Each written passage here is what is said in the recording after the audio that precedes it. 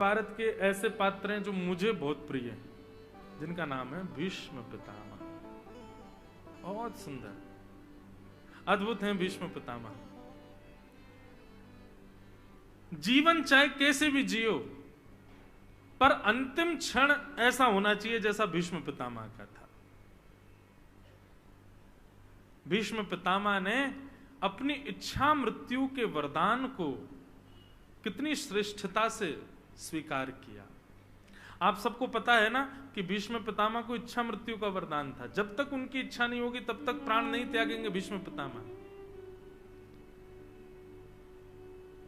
संसार के हम आप सब लोगों को यदि इच्छा मृत्यु का वरदान मिल जाए कि तुम्हारी इच्छा जब होगी तब तुम प्राण त्यागना, पहली बात तो ये कि हमारी इच्छा ही नहीं होगी कभी, लेकिन एक शर्त लागू हो जाए कि नहीं, प्राण तो तुमको त्यागने पड़ेंगे लेकिन तुम्हारी इच्छा। तो सबसे पहला काम क्या होगा पता है? हम आप सब लोग पहले तो हाफ सेंचुरी पार, पूरी फुल सेंचुरी पार कर जाएंगे। 100 से तो ऊपर ही जाएंगे सब। 100 तक तो हम प्राण त्यागने वाले हैं ही नहीं। और उसके बाद भी ये बात आप सत्य मान लीजिएगा बंधुओं, कोई भी ये विचार नहीं करेगा कि मैं ठाकुर जी को देखते हुए या ठाकुर जी के तीर्थ में या ठाकुर जी के धाम में प्राण त्याग। आप कितने भी वैष्णव हो, आप कितने भी भक्त हो बंधुओं, ये जो मन है ना हमारा, बड़ा बड़ा क्या बताऊं इसको, कितना बुरा कहा जाए उतना बुरा है।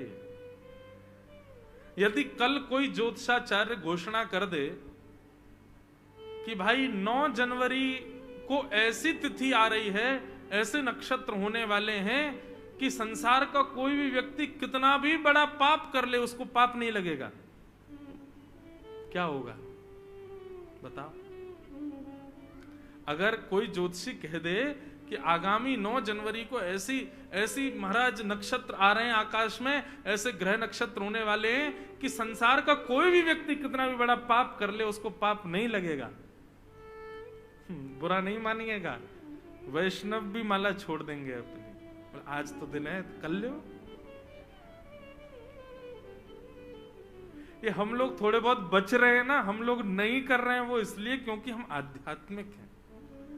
नहीं तो आध्यात्म जीवन में ना हो, सत्संग जीवन में ना हो, हम सब की प्रवृत्ति पाप की होगी।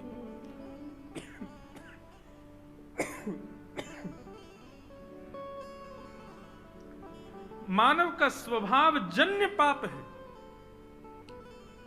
हम लोग कैसे हैं, मैं कभी कभी कहा करता हूं, हम लोग पानी की तरह हैं। पानी को फैला दो तो ढलान की ओर ही जाता है। हम लोग भी ऐसे हैं।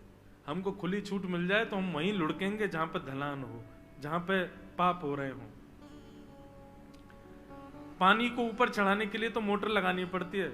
ये कथा रूपी मोटर, सत्संग रूपी मोटर इसीलिए तो चलाई जाती है ताकि हम ऊपर उठें, नहीं तो हमारी स्थिति तो नीचे जाने की ही है।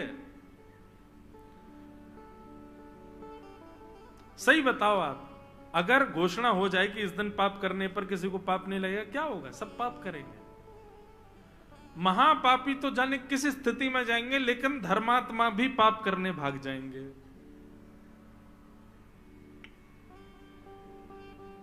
जिस प्रकार नवरात्रि में नॉनवेज नहीं खाते लोग, नवरात्रि में गंदी चीज नहीं करते, मंगलवार के दिन कुछ गलत खाते पीते नहीं, क्यों? मंगलवार है भाई। अच्छा, बाकी के दिन हनुमान जी का कोई प्रताप नहीं, खूब खाओ, बस मंगलवार के दिन हनुमान जी देख रहे हैं। बड़े विचित्र हैं भैया हम मानव। हम कभी कभी ठाकुर जी भी कहते तो होंगे, यार ये क्या बनाया मैंने मानव को, अपनी स्थिति के अनुसार सब बना लेता है, मेंटेन करके रखता है। अब रहे सहे व्रत आए थे हमारे जीवन में कि व्रत किया करो। एकादशी का व्रत अभी आ रही है, एकादशी, और सोमवार के व्रत आदि आदि व्रत होते हैं। प्रदोष के, शंकर जी को मानने वाले प्रदोष के व्रत करते हैं। व्रत के दिन क्या कहते हैं? बोले भैया फलाहार करो, ज्यादा भूख लगे तो, नहीं तो अन्न का सेवन नहीं करना चाहिए। हम लोगों ने इन्वेंशन कर दिया कुटू का। अल्ले कुटू की पकौड़ी, कुटू की कचौड़ी, कुटू की पूड़ी, आलू की जे सब्जी, और इतनी सारी लोग डोसा तक बनाते हैं कुटू का। किसी भी रूप में हम लोग रह ना जाएं। ऐसे ऐसे वेरिएशंस, और जहां पे भोजन वगैरह ज्यादा प्रिय होता वहां तो वेरिएशंस की महाराज खदान होती है। और एक बात बताएं, भोजन में वेरिएशन तो फिर मारवाड़ियों के यहीं मिलते हैं। वो तो फिर वहीं में वहां एक आध दो सब्जियों से काम थोड़ी चलता है। थाल भी इतनी बड़ी लगेगी, उसमें ये इसकी सब्जी, इसकी सब्जी, उसकी सब्जी, मिठाई भी 4 तरीके की, रोटी भी 3 तरीके की, ज्वार की अलग है, बाजरे की अलग है, गेहूं की अलग है। तो इतने सारे व्रत, एकादशी भी कहती होगी जय हो। बाकी के दिन तो हमारा कैलोरीज ज्यादा बढ़ती नहीं होंगी, एकादशी वाले दिन तो इतनी बढ़ती होगी पूछो नहीं, इतना खाते हैं हम लोग। तो भैया मानव का स्वभाव बड़ा विचित्र है। कभी कभी मैं सोचता हूं इच्छा मृत्यु का वरदान हमको मिल जाता तो हम क्या इच्छा करते। ठाकुर जी आप कह रहे हैं कि जैसी तुम इच्छा करोगे उसी स्थिति में तुम्हारी मृत्यु होगी, तो हम लोग ऐसे हैं, हम सोच लेते स्विट्जरलैंड में 500 एकड़ जमीन हो, उस 500 एकड़ जमीन में बढ़िया स्विमिंग पूल हो, चारों तरफ बगीचा, भगवान बोले अरे घर वर नहीं बनाना है, बस इच्छा मृत्यु। बोले वही तो बता रहा हूं, 500 एकड़ जमीन हो, उसमें भी एक स्विमिंग पूल हो, आगे बढ़िया मैदान हो, बढ़िया सुंदर बड़ी बड़ी गाड़ियां मेरे पास खड़ी हों, घर मेरे ही नाम हो, उसी घर के बढ़िया सुंदर कक्ष के मखमल के गद्दे पर मलमल की चादर ओढ़े ओढ़े हुए मेरे प्राण निकले। ठाकुर जी कितना चतुर है, देख इच्छा मृत्यु करी, लेकिन इच्छा मृत्यु के लिए ठाकुर जी 500 एकड़ जमीन दिलवानी पड़ेगी, उसमें घर बनवाना पड़ेगा, उसमें ये सब व्यवस्था करनी पड़ेगी, तब प्राण त्यागूंगा। हम तो ऐसे हैं भैया। लेकिन भीष्म पितामह कौरवों के संग रहे, चाहे कुछ भी किया जीवन भर, लेकिन भीष्म पितामह की श्रेष्ठता क्या, मृत्यु देवी सामने खड़ी है, रोम रोम में बाण लगे भीष्म पितामह के, मृत्यु देवी कह रही है भगवान एक बूंद रक्त नहीं बचा आपके शरीर में, अब तो मुझे आने दीजिए, अब तो मुझे स्वीकार कर लीजिए। भीष्म पितामह कहते हैं खड़ी रहे, जब तक त्रिभंग लली श्याम सुंदर पीतांबरी पहन करके मोर मुकुट धारण करके मधुर मुस्कान लेकर के मेरे सामने नहीं आएंगे, तब तक तुम खड़ी रहो, मैं प्राण नहीं त्यागूंगा। मृत्यु देवी कह रही है शरीर में प्राण टिकेंगे कैसे, कुछ बचा तो है नहीं। बोले ये जिम्मेवारी तुम्हारी है, मुझे वरदान मिला है इच्छा मृत्यु का, मेरे प्राणों को बचाओ। जब तक, कब तक, जब तक ठाकुर जी ना आ जाए। भीष्म पितामह ने मृत्यु देवी को बंदी बना करके रखा है, मृत्यु देवी बचा रही है भीष्म पितामह को।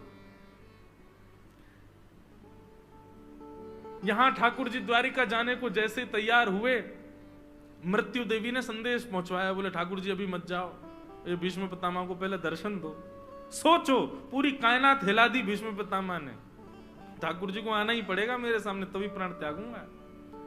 और भीष्म पितामह को दर्शन देने के लिए रो रहे थे पांडव, अपने अपनी क्रियाओं का शोक मना रहे। भगवान बोले चलो तुमको उपदेश दिलाता हूं, और उपदेश के बहाने भीष्म पितामह को दर्शन देने के लिए द्वारिकाधीश रणभूमि में पहुंच गए।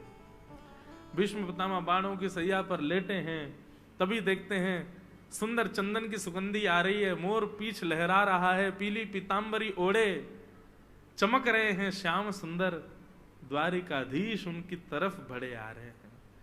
भीष्म पितामह को अपने रोम रोम में लगे बाण का कष्ट नहीं हो रहा है, हृदय प्रसन्न हो रहा है, नेत्रों में अश्रु बह रहे हैं कि मेरे श्याम सुंदर आ रहे हैं। ठाकुर जी सामने आकर के खड़े हो गए। बंधु मृत्यु हो तो ऐसी, आप हमारी एक बात मानिए बंधु, आज से ठाकुर जी से सब मांगना बंद करो, बस एक वस्तु मांगो। ठाकुर जी से कह देना ठाकुर जी हमारे जीवन में दुख सुख आनंद संपत्ति ये सब हमारे कर्म से हमको प्राप्त होंगे, पर आप हमारे कर्मों से हमको प्राप्त नहीं होंगे, इसलिए नाथ कृपा करना, जीवन चाहे जैसा निकले हमारा, पर जब हमारे प्राण निकले तब आप सामने होना हमारे। आज से बंधु अब समय नहीं है हमारे पास, अभी तो कोविड आया, अब जाने कौन कौन से वायरस और आएंगे। भैया ये प्राण वराण कभी भी निकल सकते हैं हमारे, कोई पता नहीं कब छुट्टी हो जाए हमारी।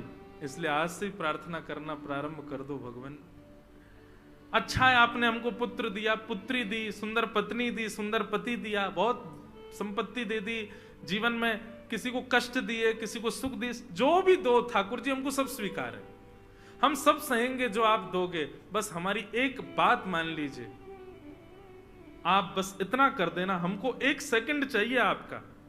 जब मेरी अंतिम श्वास निकल रही हो, उस अंतिम क्षण में मुझे कोई ना दिखे, मेरे त्रिभंग ललित श्याम सुंदर मुझको दिख जाए बस, और कोई ना, मुझे और कुछ नहीं चाहिए। इतना तो कर सकते हो ना ठाकुर जी, इतना तो कहना स्वामी,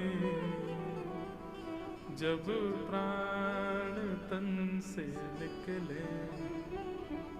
बंधुओं, रोज अपने ठाकुर जी से ये निवेदन रात्रि में किया करो। जब उनको शयन कराओ ना, सुबह सुबह उठते ही मत चढ़ जाओ ठाकुर जी को, ठाकुर जी यूं कर दो, नहीं।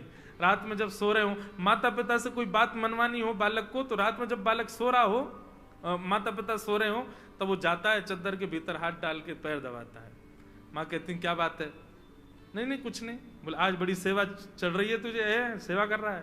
बोले माँ कल बच्चे सब घूमने जा रहे हैं, मैं जाऊं साथ में? अब उसको पता है कि माँ जब बैठी होगी, खड़ी होगी, खाना बना, तब पूछूं तो मारेगी। सो रही हो, आधी नींद में हो, तब पैर दबाए। मैया कल जाने दो ना, सब लोग जा रहे हैं हैदराबाद घूमने, में भी जाऊं। तब माँ मान जाती है, ठीक है चला जियो, ध्यान रखियो अपना, ठीक है, खुश हो जाता है बालक। ठीक वैसे ही ठाकुर जी को दिन भर कुछ मत कहना, रात में जब ठाकुर जी को शयन कराओ ना, तब इत्र सुंदर ठाकुर जी के चरणों में लगाना। और हम मांग भी कोई संसार की वस्तु तो मांग नहीं रहे ठाकुर जी से, ठाकुर जी बस इतनी कृपा कर दो। इस देह के प्राण कब निकलेंगे मुझे नहीं पता, पर आपको पता है। मेरी मृत्यु निश्चित है, आपको पता है मेरे प्राण कब कहां कैसे निकलने वाले हैं। मैं बस आपसे इतनी प्रार्थना करना चाहता हूं ठाकुर जी, ऐसी स्थिति कर देना जब मेरे प्राण निकलने वाले हों, श्री गंगा जी का तट हो, यमुना का वंशीवट हो, और मेरा सांवरा निकट हो, जब प्राण तन से निकले। और ठाकुर जी मेरी मृत्यु जब हो रही होगी ना, सब लोग अस्त व्यस्त वस्त्र पहन करके आएंगे। भाई शोक की घड़ी में कोई सज के तो आता नहीं है, सब लोग ऐसे ही रात्रि में पता चल जाए किसी के प्राण निकले तो बेचारे जैसे हम सोए होते हैं वैसे ही भागते हैं। ठाकुर जी सब अस्त व्यस्त आएंगे, मुझे किसी से मतलब नहीं, लेकिन आप तो सज धज के आना।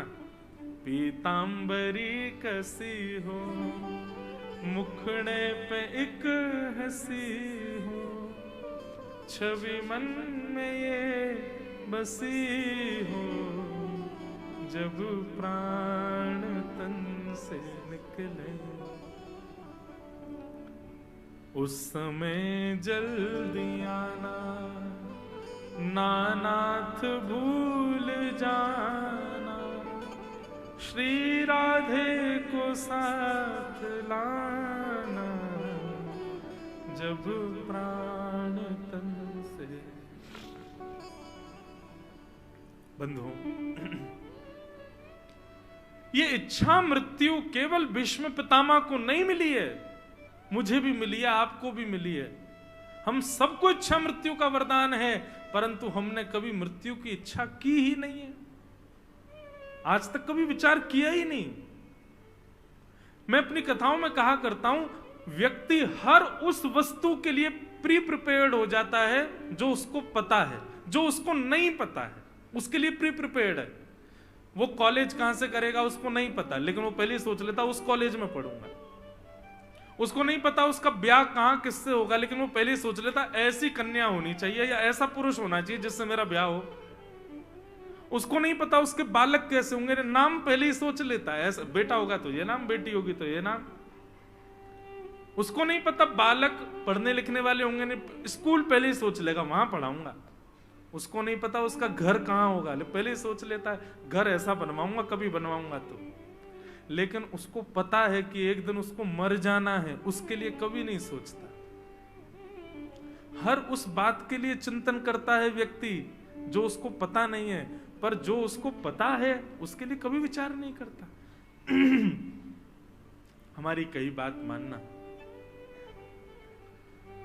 कल पल पल में परलय होएगी, बहुरी करेगो कब, कल करे सो आज करे, आज करे सो अब। आज कथा के ही बाद आप सब लोग अपने अपने आराध्य देव का स्मरण करना और आज ही इच्छा मृत्यु करना। हे नाथ, हमारे प्राण कब निकलेंगे हमें नहीं पता, आपको सब पता है। बस हमसे एक ही अभिलाषा आपसे रखते हैं ठाकुर जी, जब भी हमारे प्राण निकलें तो ऐसी ऐसी सिचुएशन क्रिएट कर देना, और सिचुएशन जो आपको बढ़िया लगे बता देना। बोले मैं माला जप कर रहा हूं, मेरे चंदन लगा हो, आपकी इत्र की सुगंधी आ रही हो, आपके सामने बैठा हूं नाथ, आपकी मधुर कथा सुन रहा हूं, तब मेरे प्राण निकले। या फिर हे ठाकुर जी, जब मेरे प्राण निकले तो ऐसा योग बनाना कि वृंदावन जाने का मेरा मन बन जाए, मैं अपने परिवार के साथ वृंदावन चला जाऊं, वृंदावन की परिक्रमा लगाऊं, ब्रजरज माथे से लगाऊं, संतों को प्रणाम करूं, वैष्णवों के संग हरे कृष्ण महामंत्र संकीर्तन करूं, आपके सुंदर बांके बिहारी लाल रूप का दर्शन करूं, सुंदर गले में गुलाब की माला धारण करूं, ब्रजवासियों के घर की सुंदर प्रसादी पाऊं, यमुना जी को जैसे ही प्रणाम करने जाऊं, यमुना जल लगा करके यमुना के तट पर जैसे ही बैठूं नाथ, एक क्षण के लिए आपकी सुंदर छवि मुझको दिखाई दे और मेरे प्राण निकल जाए, ऐसी कृपा कर दो नाथ। आप इच्छा मृत्यु करो तो सही, पूरी ठाकुर जी करेंगे, उसको पूर्ण करने की जिम्मेवारी ठाकुर जी की। हम तो हर कथा में कहते हैं मृत्यु से भयभीत क्यों हो रहे हो, ऐसी मृत्यु का योग बना दीजिए, पहले ही सोच लीजिए ऐसी मृत्यु हो कि उस मृत्यु की प्रतीक्षा शुरू हो जाए, कब होगा। लेकिन एक बात, आप आज एक तो क्या मृत्यु से डरते बहुत है ना हम लोग। अब कहीं आप लोगों ने आज मन में विचार कर लिया, आज हमारे कहने से अपने आराध्य देव से कह तो दिया कि नाथ ऐसे ऐसे मृत्यु हो, और किसी ने सोचा कि मैं तिरुपति जाऊं, वहीं पर मेरे प्राण निकले, तो जब जब घर में बात हो चले तिरुपति, अभी नहीं। ऐसा नहीं हो कहीं आपके साथ, कहीं भयभीत मत हो जाना। मुझे इस बात का डर है कि हे नाथ, जब मैं आपकी माला कर रहा हूं तभी मेरे प्राण निकले, कहीं आप माला करो, आज नहीं कल ही करूंगा, आज तो मुझे 4-5 काम है, कहीं प्राण निकल गए तो। ऐसा नहीं भैया, ऐसे भयभीत मत हो जाना। मृत्यु को उत्सव बनाइए, ठाकुर जी से प्रार्थना करो नाथ मेरे अंतिम क्षण में निश्चित आ जाना, कृपा करना। भीष्म पितामह के सामने ठाकुर जी खड़े हैं। भीष्म पितामह ने पहले तो पांडवों को ज्ञान उपदेश किया, और ज्ञान उपदेश करने के बाद भीष्म पितामह ने अपनी स्थिति को एकाग्र किया और ठाकुर जी से कहा आइए मेरे सामने खड़े हो जाइए, जरा देखूं तो सही आपको।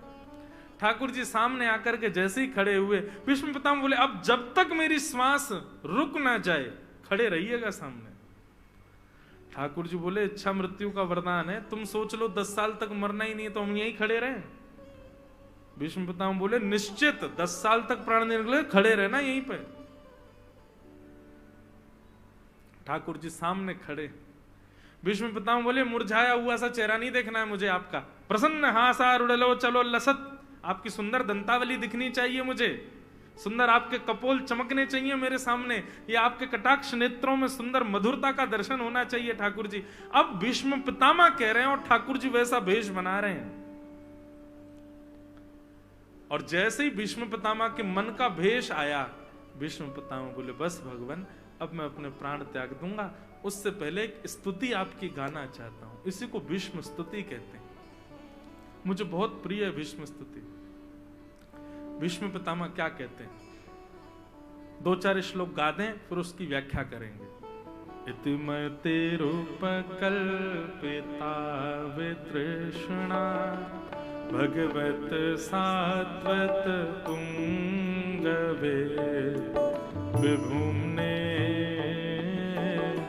स्वसुखमुपगते क्वचिद्विहर्तुं प्रकृतिमुपेयुषि यद्भव प्रवाह त्रिभुवन कमनं तमालवर्णं रविकर गौरवनाम्बरं दधाने वपुरलककुला वृताननाब्जं विजय सखे रतिरस्तु मे वत्या।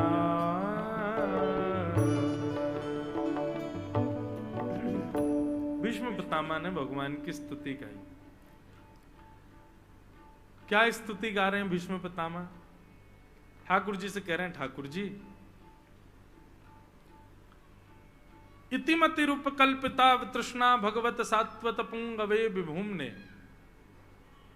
अब संसार की मेरी मति में इति हो गई। इति का मतलब होता अंत हो गया। अब तक मैं विचार करता था संसार के लिए जी रहे हैं, संसार के लिए ये करना, संसार के लिए, अब मुझे संसार से कोई इच्छा नहीं नाथ, संसार के भावों की इति। अब मेरे भक्ति भाव का प्रारंभ हो रहा है नाथ। मैं मृत्यु प्राप्त करने से पहले अपनी एक अंतिम इच्छा पूरी करना चाहता हूं। भगवान बोले, क्या है तुम्हारी अंतिम इच्छा? बहुत सावधानी से सुनिए सब लोग। भीष्म पितामह कहते हैं, भगवान मेरी एक कुंवारी बेटी है, उसका मैं ब्याह करना चाहता हूं।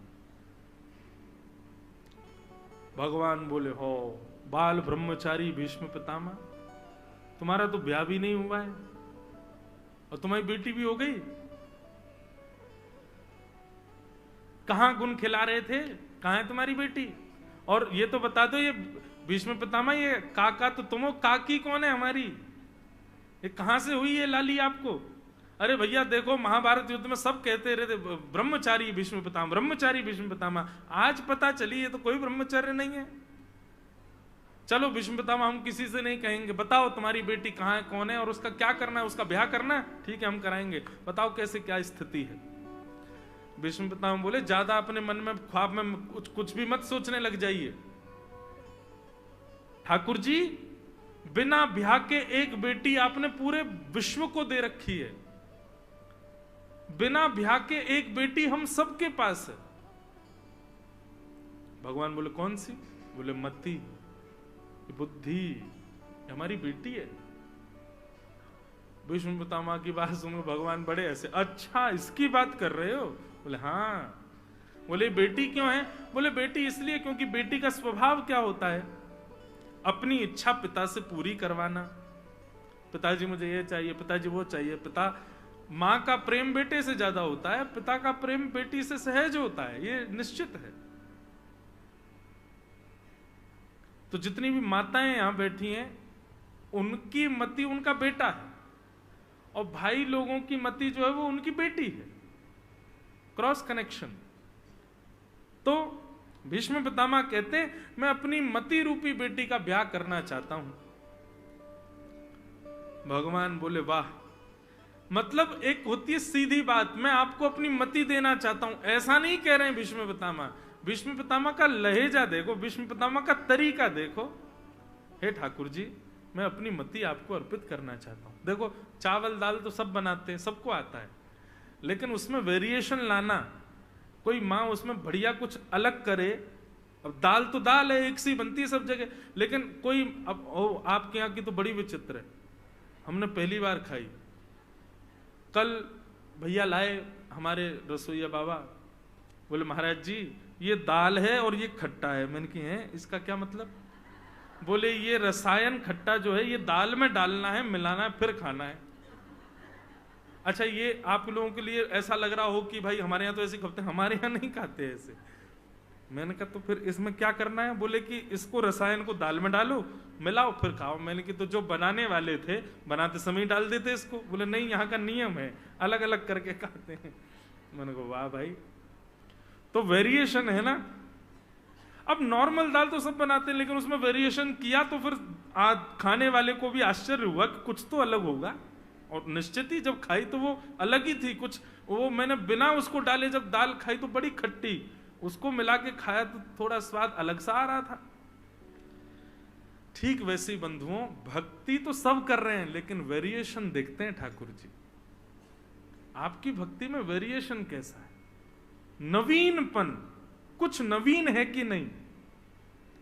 रोज सुबह 4 बजे उठा देते हो, घंटी घुमा के उठ जाओ ठाकुर जी, और फिर महाराज 5 बजे नवा दिए ठाकुर जी, कपड़े पहना दिए, इत्र लगा दिया, और चनौरी का भोग लगा दिया, दोपहर में ये भोग, रात में फिर इतने बजे सुला दी।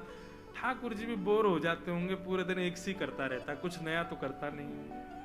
अपनी भक्ति में नवीनता लाओ, वेरिएशन लाओ। ठाकुर जी भी चकित होते हो, आश्चर्यचकित रहते हो, आज पता नहीं क्या करेगा, कुछ तो नया करेगा। रैदास जी के विषय में मैं कथाओं में सुनाया करता हूं। रैदास जी की भक्ति कैसी, रैदास जी को जब ठाकुर जी प्राप्त हुए तो रैदास जी बोले, अब ठाकुर जी को लेकर के अयोध्या जाऊं, द्वारिका जाऊं, वृंदावन जाऊं, बहुत खर्चा होता है, और मेरे पे इतना पैसा है नहीं, व्यवस्था मुझ पे है नहीं, और फिर सब जगह भोजन पानी की, अपरस की व्यवस्था हो नहीं पाती। रैदास जी बोले क्या करूं, ठाकुर जी को घुमाने का बड़ा मन है।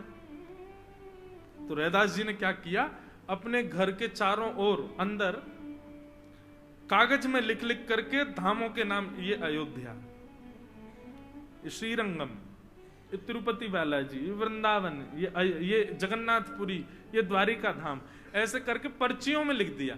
और बीच में ठाकुर जी की चौकी थी, ठाकुर जी को रोज श्रृंगार करते, सजा धजा करके, और फिर ठाकुर जी के, ठाकुर जी बताओ कहां चलोगे घूमने, अच्छा अयोध्या चलेंगे। सोई ठाकुर जी चौकी उठाते, 4 बार ऐसे परिक्रमा लगा के फिर अयोध्या जहां लेकर वहां बैठा देते।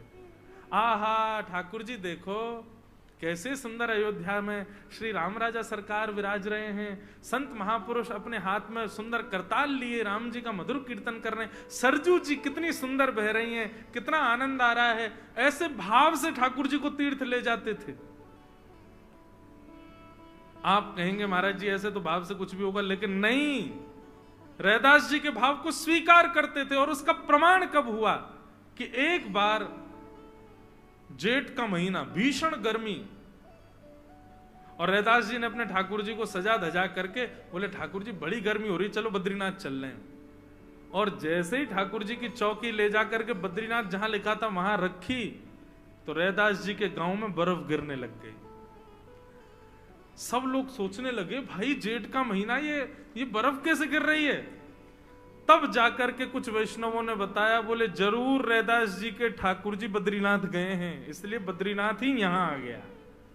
मतलब रैदास जी की भाव सेवा ऐसी थी कि उनको तीर्थ नहीं जाना होता था, तीर्थ चल के रैदास जी के पास आते थे। इसको कहते हैं भक्ति में नवीनता, वेरिएशन। ठाकुर जी को वो प्रिय है।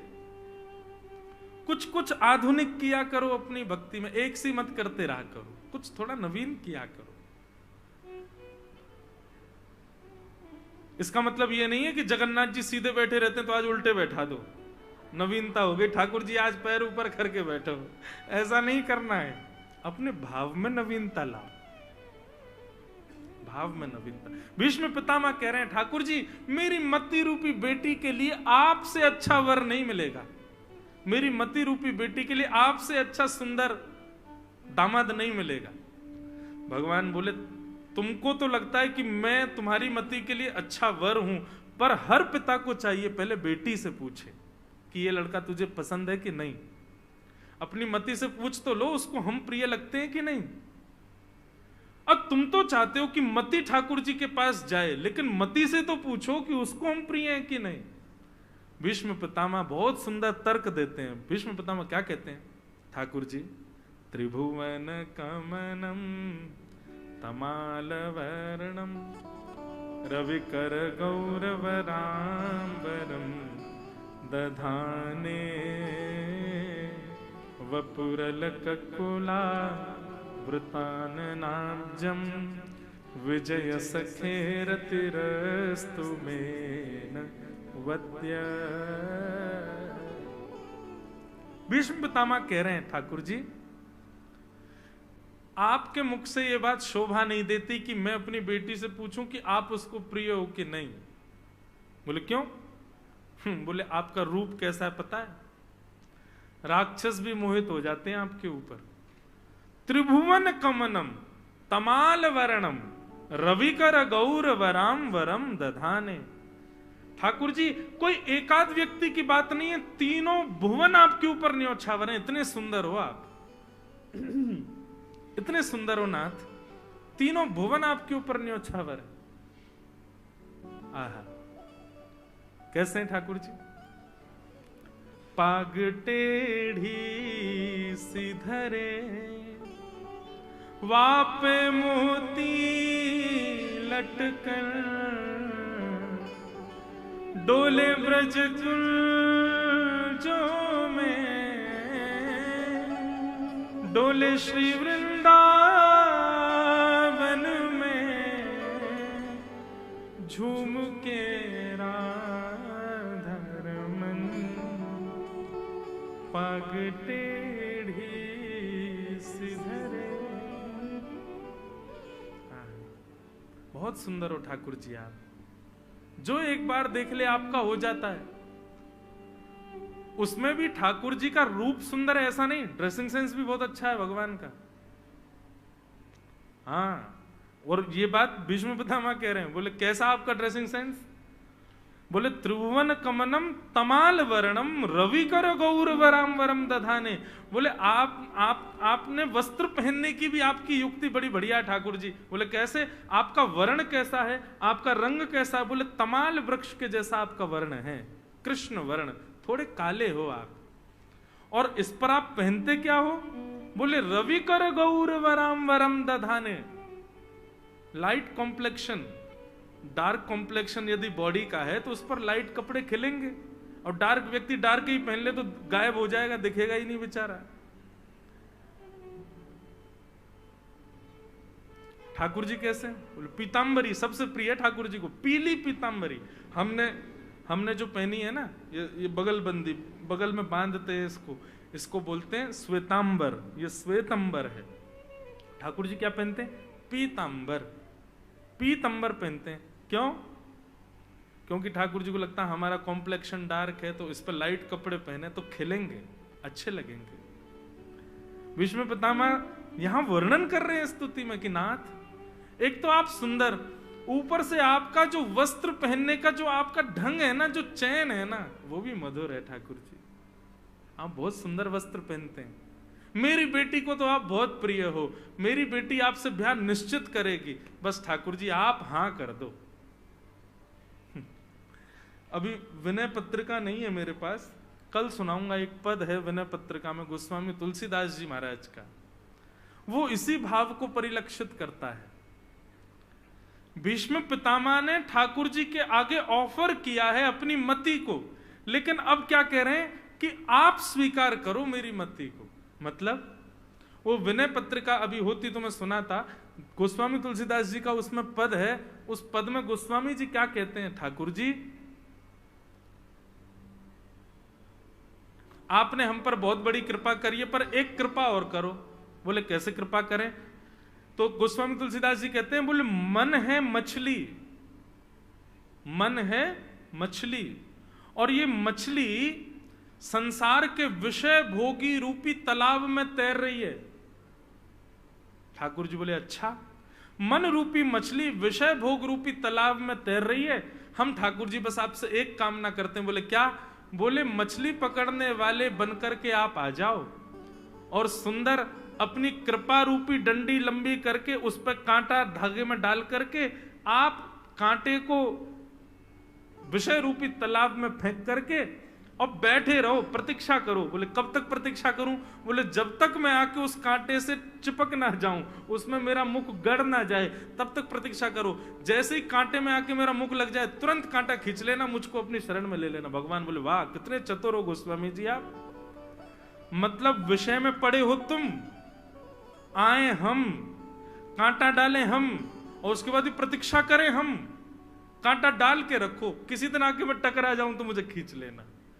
वाह अद्भुत है भैया, ये पूर्वाचार्य हमारे गोस्वामी जी आदियों के भाव ऐसे ही ठोरी मिल गए ठाकुर जी इनको। आप यदि ये सोचते हो कि आपकी तरह माला जप करके, आपकी तरह 3 बार सेवा करके, आपकी तरह कथाएं सुन के, तिलक लगा के ठाकुर जी प्रसन्न हो गए, नहीं, इनके भाव तो देखो आप, इनकी भक्ति में वेरिएशन तो देखो आप, इससे प्रसन्न होते हैं ठाकुर जी। बात सीधी है कि मुझे मेरी मति चढ़ानी है, लेकिन भीष्म पितामह सीधे तरीके से नहीं कर रहे हैं, इस तरीके से ठाकुर जी को प्रस्तुत कर रहे हैं, वही तो प्रिय है ठाकुर जी को। भगवान बोले अच्छा भीष्म पितामह, अब तुमने जब रिश्तेदारी निभाई रहे हो तो पूरी निभाओ। बोले बताओ। बोले दामाद केवल सुंदर हो इससे काम नहीं चलेगा, उसके अंदर और भी गुण होने चाहिए। भीष्म पितामह बोले बताओ कौन सा गुण चाहिए आपको, वही गुण आप में दिखा दूंगा। तब भगवान बोले कि दामाद शौर्यवान होना चाहिए, उसके अंदर बल होना चाहिए, कल को कोई विपत्ति आवे तो बेटी की रक्षा करे, ऐसा शौर्यवान होना चाहिए। भीष्म पितामह अगला श्लोक कहते हैं, युधितुर गर्जो विधुम न विश्व कचलुलिताश्रम वास्य लंकृताश्रे मम निशित शरैर निकायुरक्षणा त्वचित विलसन कवचेस्तु कृष्ण आत्मा। आप जैसा शौर्यवान कौन है ठाकुर जी, आप जैसा रक्षक कौन हो सकता है। भगवान बोले कैसे। बोले महाभारत युद्ध में सब हाथ धो के एक के ही पीछे पड़े थे। किसके पीछे? अर्जुन। और उस अर्जुन को आपने एक बाण, 18 दिन में ये तो होता कि चलो अर्जुन के प्राण भले ही नहीं निकले, अर्जुन बेचारा घायल हो गया, हाथ में बाण लग गया, उसके पैरों में बाण लग गया, या उसके केश को छू करके भी बाण गया हो, 18 दिन में एक बाण नहीं छू पाया अर्जुन को। बंधुओं ये सामान्य बात नहीं है। महाभारत में लिखा है कि पांडवों की सेना बालकों के समान थी कौरवों के आगे, और कौरवों की सेना में योद्धा नहीं थे, तिमिंगिल मछली। स्पष्ट कहते हैं, बोले कौरवों की सेना कैसी थी, बोले तिमिंगिल मछलियों से युक्त।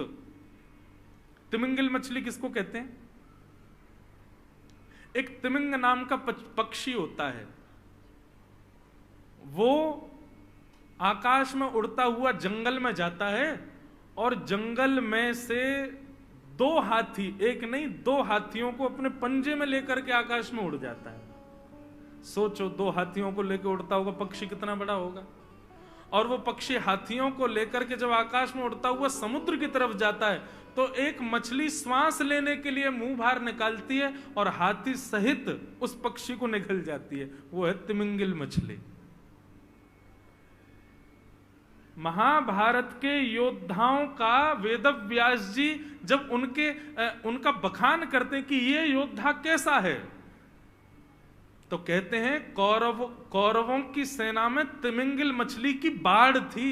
इतने भयानक योद्धा थे कौरवों के, और वो भयानक तिमिंगिल मछली रूपी योद्धा अर्जुन के पीछे पड़े थे कि इसको मारना है। लेकिन उस अर्जुन को क्या, उसके रथ को एक बाण नहीं छू पाया। क्यों? क्योंकि सारथी आप थे। आप इतनी द्रुत गति से उसके रथ को चलाते थे, इतनी फ्लेक्सिबिलिटी थी आपके रथ चालन में, चक्रव्यूह में सब फंस गए, अर्जुन नहीं फंस पाया। क्यों? क्योंकि आप उसके रक्षक थे। ये आपका शौर्य नहीं है तो क्या है? आप सुंदर भी हो, आप शौर्यवान भी हो। मेरी बेटी तो आपसे ब्याह करेगी। आहा, क्या मधुर स्तुति है भीष्म पितामह की। भगवान प्रसन्न हो गए। भगवान बोले दामाद में सुंदरता हो, शौर्यता हो, केवल इतने से काम नहीं, पिता को और भी लक्षण देखने चाहिए। भीष्म पितामह बोले बताओ और कौन सा लक्षण बताऊं आपके अंदर। बोले कि दामाद का स्वभाव अच्छा होना चाहिए। कल को फैमिली गैदरिंग हो, बुआ फूफा आए लड़की के पक्ष के, और दामाद अकड़े ही खड़ा रहे, और कल को पत्नी की छोटी बहन का ब्याह हो या कोई और दामाद घर में आ रहा हो, तो उसके प्रति भी उसका स्नेह रहना चाहिए ना, स्वभाव अच्छा होना चाहिए। स्वभाव देख करके ब्याह करना चाहिए। पितामह भीष्म पितामह के आंखों से आंसू आ गए। बोले आपके स्वभाव के आगे मैं किसके स्वभाव की बात करूं? भगवान बोले ऐसा क्या स्वभाव देख लिया आपने हमारा? बोले बस ज्यादा नहीं कहूंगा, स्वामी होकर के, सुदर्शन चक्रधारी होकर के रथ हाँक रहे हो, स्वामी होकर के, योद्धा होकर के, जगत नियंता त्रिलोकी नाथ होकर के आप रथ हाँक रहे हो। और केवल रथ हाँकते नहीं थे ठाकुर जी, वर्णन आता है जब अर्जुन युद्ध करके वापस लौटता था ना, वापस अपने शिविर में आते थे तो भगवान पहले उतरते थे रथ पे से, और जैसा एक सारथी को होना चाहिए बिल्कुल वैसा ही आकर के रथ का दरवाजा स्वयं खोलते थे ठाकुर जी। और रथ का दरवाजा खोल के, रथ ऊंचा होता था, नीचे कोई सिड्डी नहीं थी, तो ठाकुर जी घुटनों पे बैठ के अपने हाथ की सिड्डी बनाते थे और अर्जुन उस पर पैर रख के नीचे उतरता था। बोले ये आपका स्वभाव, और आप मेरे आगे कह रहे हैं कि मेरे अंदर स्वभाव क्या देखा? आप स्वामी होकर के, आप नाथ होकर के, आप जगत नियंता होकर के अर्जुन के रथ के सारथी हो, इससे सुंदर स्वभाव मैं आपका क्या बताऊं ठाकुर जी? सौंदर्य, शौर्य, स्वभाव। और बताओ? ठाकुर जी बोले दामाद के अंदर समझदारी होनी चाहिए, समझदार होना चाहिए दामाद। कैसी भी स्थिति आए उस स्थिति में मेरी बेटी का ध्यान रखे, यह पिता को निश्चित करना चाहिए। दामाद के अंदर समझदारी होनी चाहिए।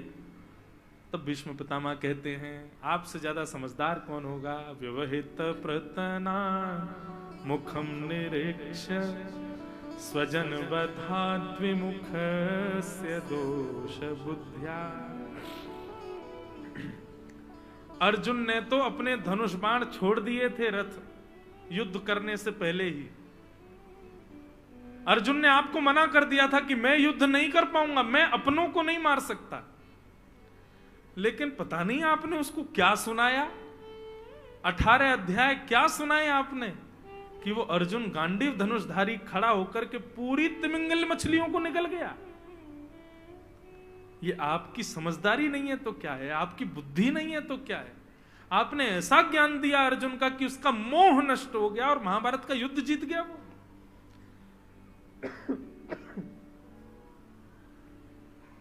मेरी बेटी तो आपसे ही ब्याह करेगी, आप चाहे कितना भी बचने का प्रयास करो।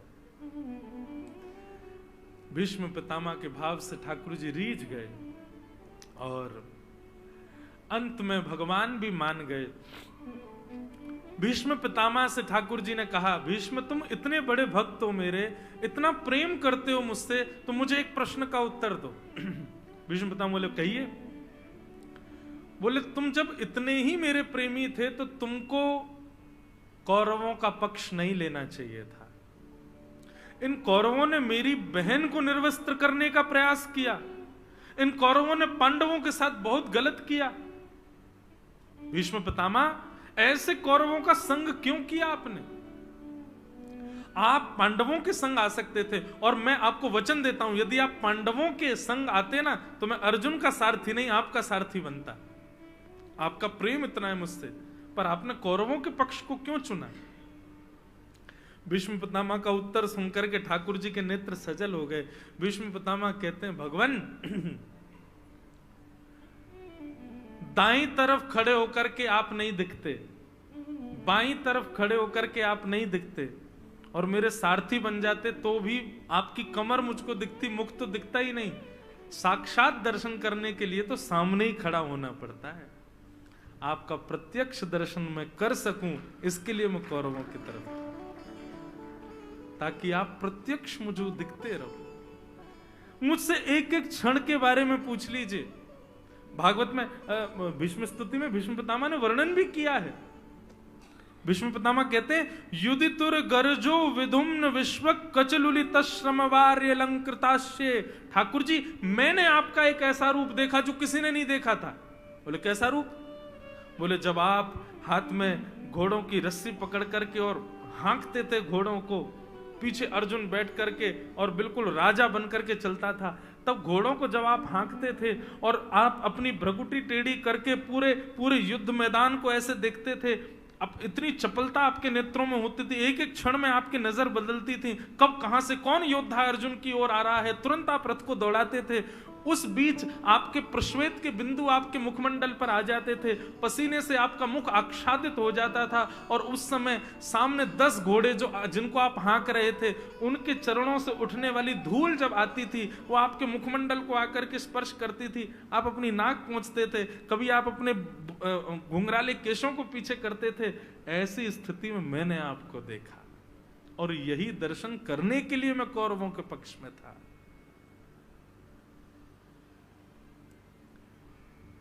ठाकुर जी के नेत्र सजल हो गए। भीष्म पितामह कहते हैं, बस अब एक अंतिम अभिलाषा है मेरी। क्या?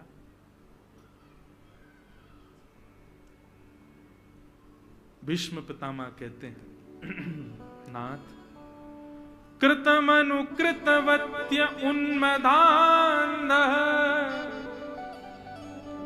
प्रकृति मगन किल यस्य गोपवद्वः। नाथ, अंतिम इच्छा सुनो भीष्म पितामह की। भीष्म पितामह कह रहे हैं, नाथ, मैंने आपके सारे रूपों का दर्शन किया है। आप सुदर्शन चक्रधारी रूप में देखे हैं, आप गदा पद्मधारी रूप में देखे हैं, आप रथ चलाते हुए देखे हैं, आप द्वारिकाधीश रूप में देखे हैं, आप शांतिदूत रूप में देखे हैं, आपको मैंने हर रूप में देखा है, केवल एक रूप रह गया है। बोले कौन सा रूप? बोले नाथ, शोभित कर नवनीत लिए घुटरुन चलत रेणु तन मंडत गो रोचन तिलक की। नाथ, जब आप अपने एक हाथ में मक्खन रखते हो और अपने 2 घुटने और एक हाथ से आप चलते हो, मुझे दर्शन करना है उस रूप का। मैं अपनी कथाओं में कहा करता हूं बंधुओं, लड्डू गोपाल किन किन के घर पे बताना जरा। लड्डू गोपाल ऐसे आप सबके घर पे, हमने लड्डू गोपाल भगवान का एक दूसरा नाम रखा है, 3 व्हीलर ठाकुर जी। ये 3 व्हीलर ठाकुर जी। सोचो, कभी खुद प्रयास कीजिएगा, एकांत में, सबके सामने नहीं, एकांत में, जैसे लड्डू गोपाल बैठे हैं वैसे खुद बैठ के देखना। एक हाथ नीचे, 2 घुटने नीचे, एक हाथ में मक्खन।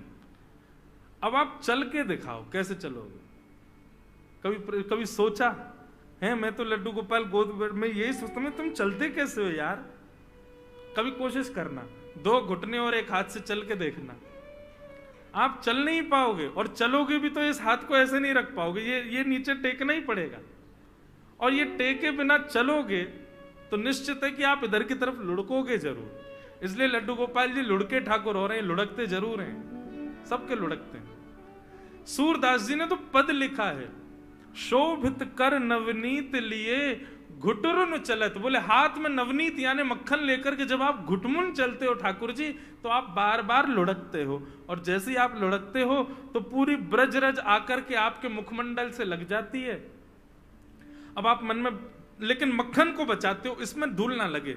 मेरे भले ही धूल में लथपथ हो जाऊं, मक्खन में धूल नहीं लगनी चाहिए, उसको आप बचाते हो। सोई आप मैया के पास जाते हो, जैसे तैसे गिरते पड़ते कि मैया मुंह को साफ कर दे, मैं मक्खन खाऊंगा। लेकिन तभी आपने क्या देखा कि यशोदा मैया अपना श्रृंगार कर रही है। कैसा श्रृंगार? बोले बिंदी लगा करके मैया पत्रावली बना रही है अपने श्रृंगार में, लाल बिंदी सफेद बिंदी, लाल बिंदी सफेद बिंदी, लाल बिंदी सफेद बिंदी, इस प्रकार यशोदा मैया अपना श्रृंगार कर रही है। ठाकुर जी आंख फाड़ करके देख रहे हैं, बोले वाह मैया तो बड़ा बढ़िया श्रृंगार कर रही है अपनो, मैं हूं करूंगा। सोई ठाकुर जी गौशाला गए और गौशाला में जाके बोले सफेद बिंदी तो मेरे हाथ में, दूसरी बिंदी कहां से लाऊं? तो सूरदास जी कहते हैं गो रोचन तिलक किए। ठाकुर जी आप एक बिंदी तो मक्खन की लगाते हो, फिर दूसरी बिंदी गोबर की लगाते हो, फिर एक बिंदी मक्खन की, फिर दूसरी बिंदी गोबर की, गो रोचन तिलक किए। यशोदा मैया जब आपके इस रूप को देखती है, आपके 2 ही दांत निकले हैं बस, आप किलकिल करके हंसने लग जाते हो। भीष्म पितामह कहते हैं मुझे ऐसे रूप का दर्शन करना है। ललित गति विलास वल गुहास प्रणय निरीक्षण कल्पितो रुमान। हे नाथ, आपकी वो ललित गति, जहां आप बांकी सी चाल चलते हो, टेढ़ी सी चाल चलते हो, ठाकुर जी मुझे वो रूप देखना है आपका। अंतिम श्वास त्यागते त्यागते भीष्म पितामह ने बंधुओं ब्रजमंडल को याद किया, वृंदावन को याद किया, ब्रजवासियों को याद किया और नाथ से प्रार्थना करने लगे, हे विधाता, यदि आप मुझ पर अनुग्रह करना चाहते हो तो अगले जन्म मुझे वृंदावन का ब्रजवासी बना देना, ताकि आपके इस रूप का मैं दर्शन कर सकूं।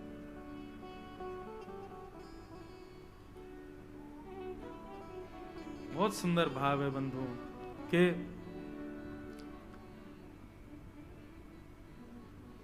एहो विधि ना तो पे अचरा पसार मांगू, जन्म जन्म दीजो याही ब्रज बसे वो।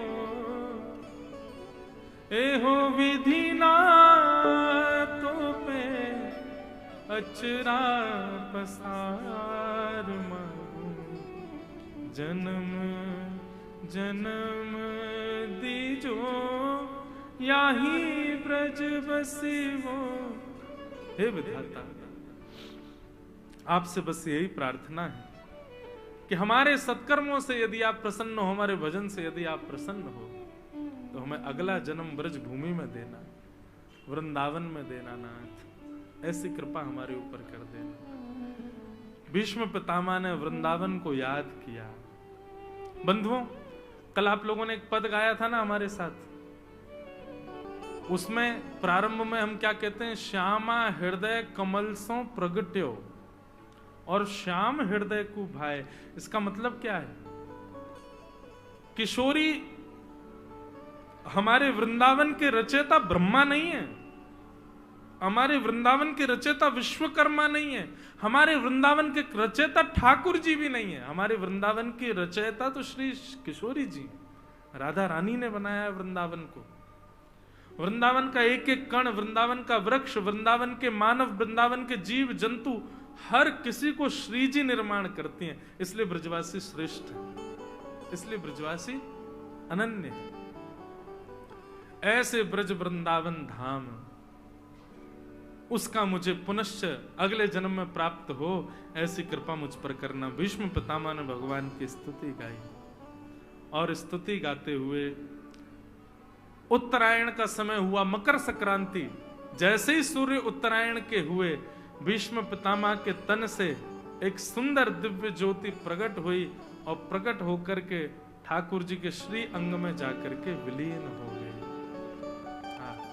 बोलो भक्त वत्सल भगवान की। मीराबाई कहती हैं, लागे वृंदावन नीको आली माने, लागे वृंदावन नीको, लागे वृंदावन नीको आली माने, लागे वृंदावन नीको, लागे लागे वृंदावन नीको आली माने, लागे वृंदावन नीको,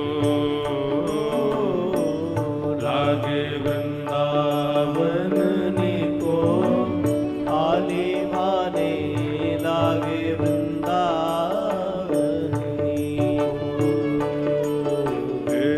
लागे वृंदावन नीको आली माने, लागे वृंदावन नीको, लागे लागे वृंदावन नीको आली माने, लागे वृंदावन। कैसा है वृंदावन? मीराबाई गा रही है, घर घर तुलसी ठाकुर सेवा, घर घर तुलसी ठाकुर सेवा, घर घर तुलसी ठाकुर सेवा, घर घर तुलसी ठाकुर सेवा, दर्शन गोविंद जी को आली माने,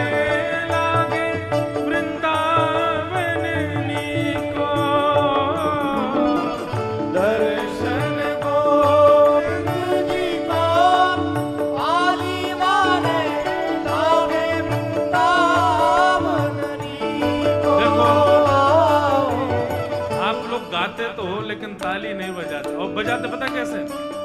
ऐसे नीचे बजाते जैसे कितना श्रम हो रहा है। हमारे वृंदावन में आकर के देखो महाराज, कीर्तन ऐसे नहीं होता। ठाकुर जी कहते हैं वाक गदगदा द्रवते यस्य चित्तम रुदत भिक्षणम हसति क्वचिच्च विलज्ज उद्गायत नृत्यते च मदभक्ति युक्तो भुवनम पुनातु। गोपियों ने यदि शर्म करी होती ठाकुर जी कभी नहीं मिलते। ध्रुव प्रहलाद ने लज्जा की होती ठाकुर जी कभी नहीं मिलते। आप क्यों करते हो? अरे 2-4 दिन की बात और है, खूब बढ़िया यूं ही बैठे रहना। फिर अभी 4 दिन की बात है, प्रेम से बढ़िया प्रेम से भाव से गाओ, वृंदावन को याद करते हुए बोलो गोविंद देव लाल की।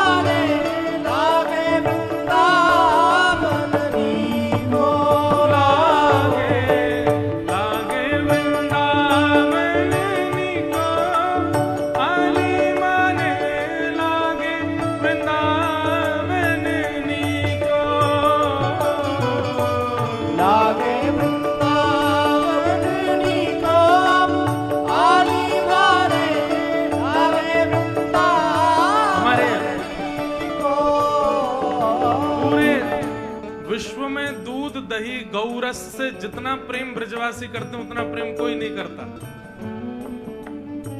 दूध, घी, दही, रबड़ी, रसमलाई, रसगुल्ला, ये तो महाराज नाश्ता है ब्रजवासियों का। ये तो नाश्ता में ही खा जाए इतना। तो अब तो मिलावट ज्यादा आने लगी, अब थोड़े कम हो गए, नहीं तो पहले तो खूब थे। एक ब्रजवासी था, किसी सेठ ने उसको कहा कि यदि तुम 15 किलो रबड़ी अकेले खा जाओ तो मैं तुमको 15,000 रुपए दूंगा। और ये बात भी तब की जब उसने खूब पेट भर के भोजन कर लिया था। उसने कहा, बोले देखो पेट में जगह तो चूरन की भी नहीं है, लेकिन आप थोड़े से बजट बढ़ाओ तो हम खा जाएंगे। बोले अच्छा, ये बात तो तब है जब चूरन की जगह नहीं पेट में। बोले 15 के कितने कर दें? बोले 25 कर दो आप, 15 किलो अकेले खा जाएंगे। बोले लेकिन एक काम करना पड़ेगा आपको। बोले क्या? बोले हर 1 किलो रबड़ी के बाद मुझे 10 मिनट का ब्रेक लेना है। अब चूरन की जगह नहीं है पेट में, तो 1 किलो रबड़ी खा लूंगा, उसके बाद 10 मिनट के लिए मुझे बस फ्री कर देना, मैं घर जाऊंगा तुरंत आ जाऊंगा। सेठ जी बोले ठीक है। अब महाराज 1 किलो रबड़ी खा गया, जैसे तैसे खाई उसने, पेट भर तो गया। बोले अब मैं 10 मिनट घर हुआ हूं। बोले जाओ, हम प्रतीक्षा कर रहे हैं, नहीं देख लें पैसा नहीं मिलेगा। तो ठीक है, चला गया घर। 10 मिनट बाद महाराज फिर आ गया और फिर आकर कहा लाओ सेठ जी 1 किलो रबड़ी दो। 1 किलो रबड़ी पाली। सब सेठ जी के पूरे घर के खानदान के लोग देख रहे थे। बोले वाह भैया, ये भी अचंभा है, बिना चूरन की जगह नहीं है तब खा रहे हैं ये। ऐसे करते करते महाराज उसने 1 2 3 4 5 6 बार घर आते जाते करते करते 10 किलो रबड़ी पाली। सेठ जी को थोड़ी दया आ गई। सेठ जी बोले अब बस बस बस, हम भैया मान गए तुमको, लो अब 25,000 रुपए लो, लेकिन हमको ये बताओ तुम 10 मिनट के लिए घर क्यों जाते थे? बोले बता दूं? बोले बताओ। घर गया, अपने जुड़वा भाई को लेकर के आया। बोले मैं छुट्टन हूं, ये बड्डन है।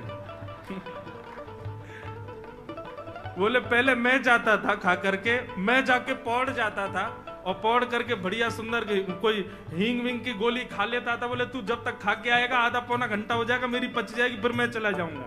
तब आके ये पौड़ जाता था। सेठ जी बोले जय हो। तो ब्रजवासी दूध दही से बहुत प्रेम करते हैं, लेकिन बुद्धिमान भी बहुत होते हैं। भोजन दूध नहीं को आली माने लागे वृंदावन नीको। भोजन दूध नहीं को आली माने लागे वृंदावन नीको। और रतन सिंहासन आप विराजे, रतन सिंहासन आप विराजे, रतन सिंहासन आप विराजे, रतन सिंहासन आप विराजे। और मुकुट धरे तुलसी को आली माने लागे वृंदावन नीको। मुकुट धरे तुलसी को आली माने लागे वृंदावन नीको। ओ लागे वृंदावन नीको, आली माने लागे वृंदावन नीको। लागे वृंदावन नीको, आली माने लागे वृंदावन नीको। मीरा के प्रभु गिरधर नागर, मीरा के प्रभु गिरधर नागर, मीरा के प्रभु गिरधर नागर, मीरा के प्रभु गिरधर नागर। प्रभु नटवर नागर, नटवर नागर, हे प्रभु गिरधर नागर, गिरधर नागर, हे प्रभु नटवर नागर, नटवर नागर, हे प्रभु गिरधर नागर, गिरधर नागर। हे मीरा के प्रभु गिरधर नागर, मीरा के प्रभु गिरधर नागर। मीराबाई क्या कहती हैं? बोले भैया जिसके जीवन में भक्ति नहीं है, ऐसा समझ लेना वो बिना नमक की सब्जी के समान है। जैसे भजन बिना नर सोहहि कैसे, लवण बिना बहु व्यंजन जैसे। जैसे बिना नमक की सब्जी कि कोई स्वाद ही नहीं है, बेकार लगती है, कोई खाने का मन नहीं होता उसको। ठीक वैसे ही बिना भक्ति के मानव को ठाकुर जी का स्वीकार करने का मन नहीं होता कभी भी। भजन बिना नर फीको, आली माने लागे वृंदावन नीको। भजन बिना नर फीको, आली माने लागे वृंदावन नीको। लागे वृंदावन नीको, आली माने लागे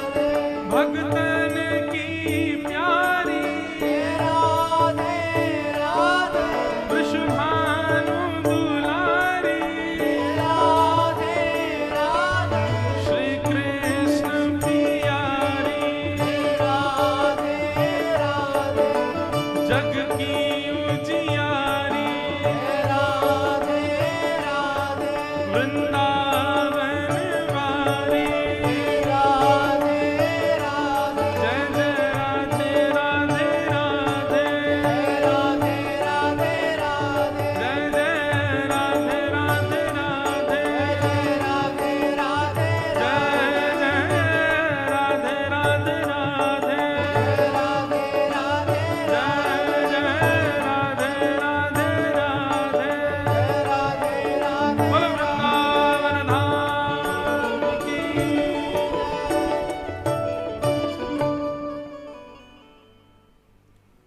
वाह। भीष्म पितामह ने अपनी स्तुति के अंत में ब्रज को याद किया। एक और बात कहते हैं बंधुओं, कोई अतिशयोक्ति नहीं। वैष्णव व्यक्ति ठाकुर जी की प्राप्ति करे, ठाकुर जी की प्राप्ति की अभिलाषा रखे, उसकी भक्ति साधारण। वैष्णव ठाकुर जी की कृपा की अभिलाषा रखे, भक्ति उसकी साधारण है। लेकिन भक्ति श्रेष्ठ तब मानो जब वो ठाकुर जी से ब्रजवास की कामना करे, ब्रज की कामना करे। हमें वृंदावन चाहिए ठाकुर जी। हमारे ब्रजवासी तो कहते हैं, कहा करूं वैकुंठ ही जाए, जहां नहीं नंद, जहां नहीं यशोदा, जहां नहीं गोकुल गोपी और गाय। और भैया ज्यादा ही हमारे पुण्य बढ़ गए हो और वैकुंठ जानो हो तो हमारी प्रार्थना है, हे विधाता ब्रज तज मोरी जाए बलाएं। ये जितनी अलाएं बलाएं मेरे ऊपर आ गई हैं, जे छोड़ के चली जाएं, पर हम कभी वृंदावन छोड़ के नहीं जा सकते। ऐसी ब्रज की उपासना। तो भीष्म पितामह ने भगवान की स्तुति गाई। तत्पश्चात भगवान द्वारिका को प्रस्थान कर गए और कुछ महीनों बाद उत्तरा के बालक की, जिसकी भगवान ने रक्षा की, उसका जन्म हुआ। बालक का नाम परीक्षित रखा गया। धीरे धीरे परीक्षित बड़े हुए।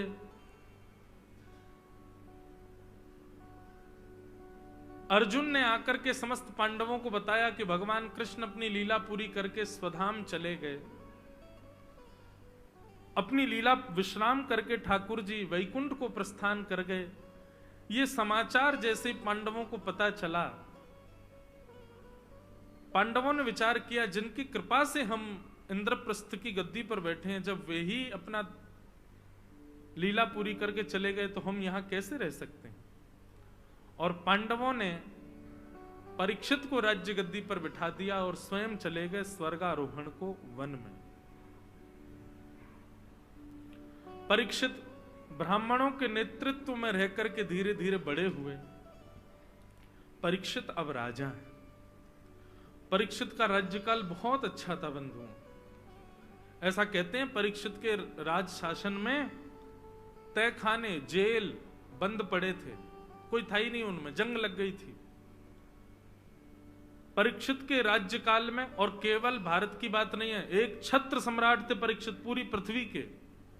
तो पूरी पृथ्वी में कहीं भी कुछ गलत नहीं होता था, ऐसा था परीक्षित का राज्य। सैनिक अस्त्र शस्त्रों को घर पर रखते थे, खाली हाथ घूमते थे, शस्त्रों की जरूरत ही नहीं होती थी। ऐसा परीक्षित का राज्यकाल था। सब लोग बड़ी प्रशंसा करते थे परीक्षित की, और परीक्षित स्वयं भी बहुत दीन थे। राजा थे लेकिन फिर भी रोज अपने घोड़े पर निकल करके जाते, पूरी प्रजा का हालचाल पूछ करके आते थे। ऐसा परीक्षित का राज्य। लेकिन बंधुओं, बहुत दिन तक कांस्टेंट अच्छी स्थिति रहती नहीं है किसी की भी। यदि आपको ऐसा लग रहा है कि सब कुछ बहुत अच्छा चल रहा है, सब कुछ वैसा चल रहा है जैसा आप चाहते हो, घबरा जाना थोड़े से।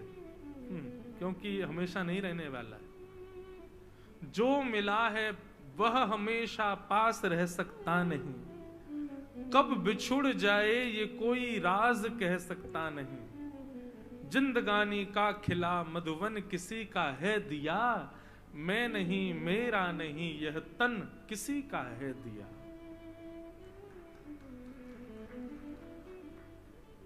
कब बिछुड़ जाए ये कोई राज कह सकता नहीं। इसलिए लगाव ज्यादा मत लगा लेना किसी से भी, किसी वस्तु से नहीं, किसी व्यक्ति से नहीं, अपनी पदवी से नहीं।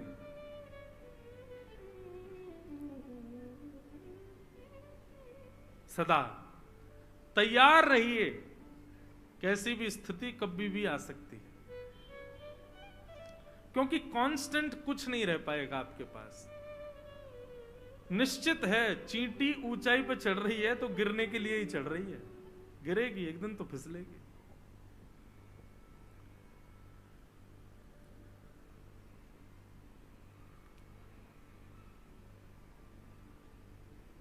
तो परीक्षित का राज्य बहुत बढ़िया चल रहा था। एक दिन परीक्षित भ्रमण करते करते वन में गए, तभी उन्होंने देखा कि एक काला व्यक्ति, बैल के 3 पैर उसने काट दिए, एक अकेले पैर पर बैल खड़ा है, उसको काटने का प्रयास कर रहा है। परीक्षित ने तुरंत तलवार निकाल ली। मेरे राज्य में हिंसा, पहली बार देख रहा हूं मैं, कौन हो तुम, और ये वृषभ कौन जिसके तुम पैर काट रहे हो? तब उसने बताया, महाराज मेरा नाम कलयुग। कलयुग का नाम सुनते ही राजा परीक्षित घबरा गए। तुम कैसे आ गए?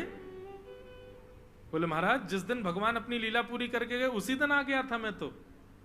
और ये कर क्या रहे हो तुम? बोले ये वृषभ यानी कि धर्म। धर्म के 4 पैर होते हैं, सत्य, दान, दया और पवित्रता। यदि आपके अंदर सत्य है, दान है, दया है और पवित्रता है तो ही आप धर्मात्मा कहलाओगे।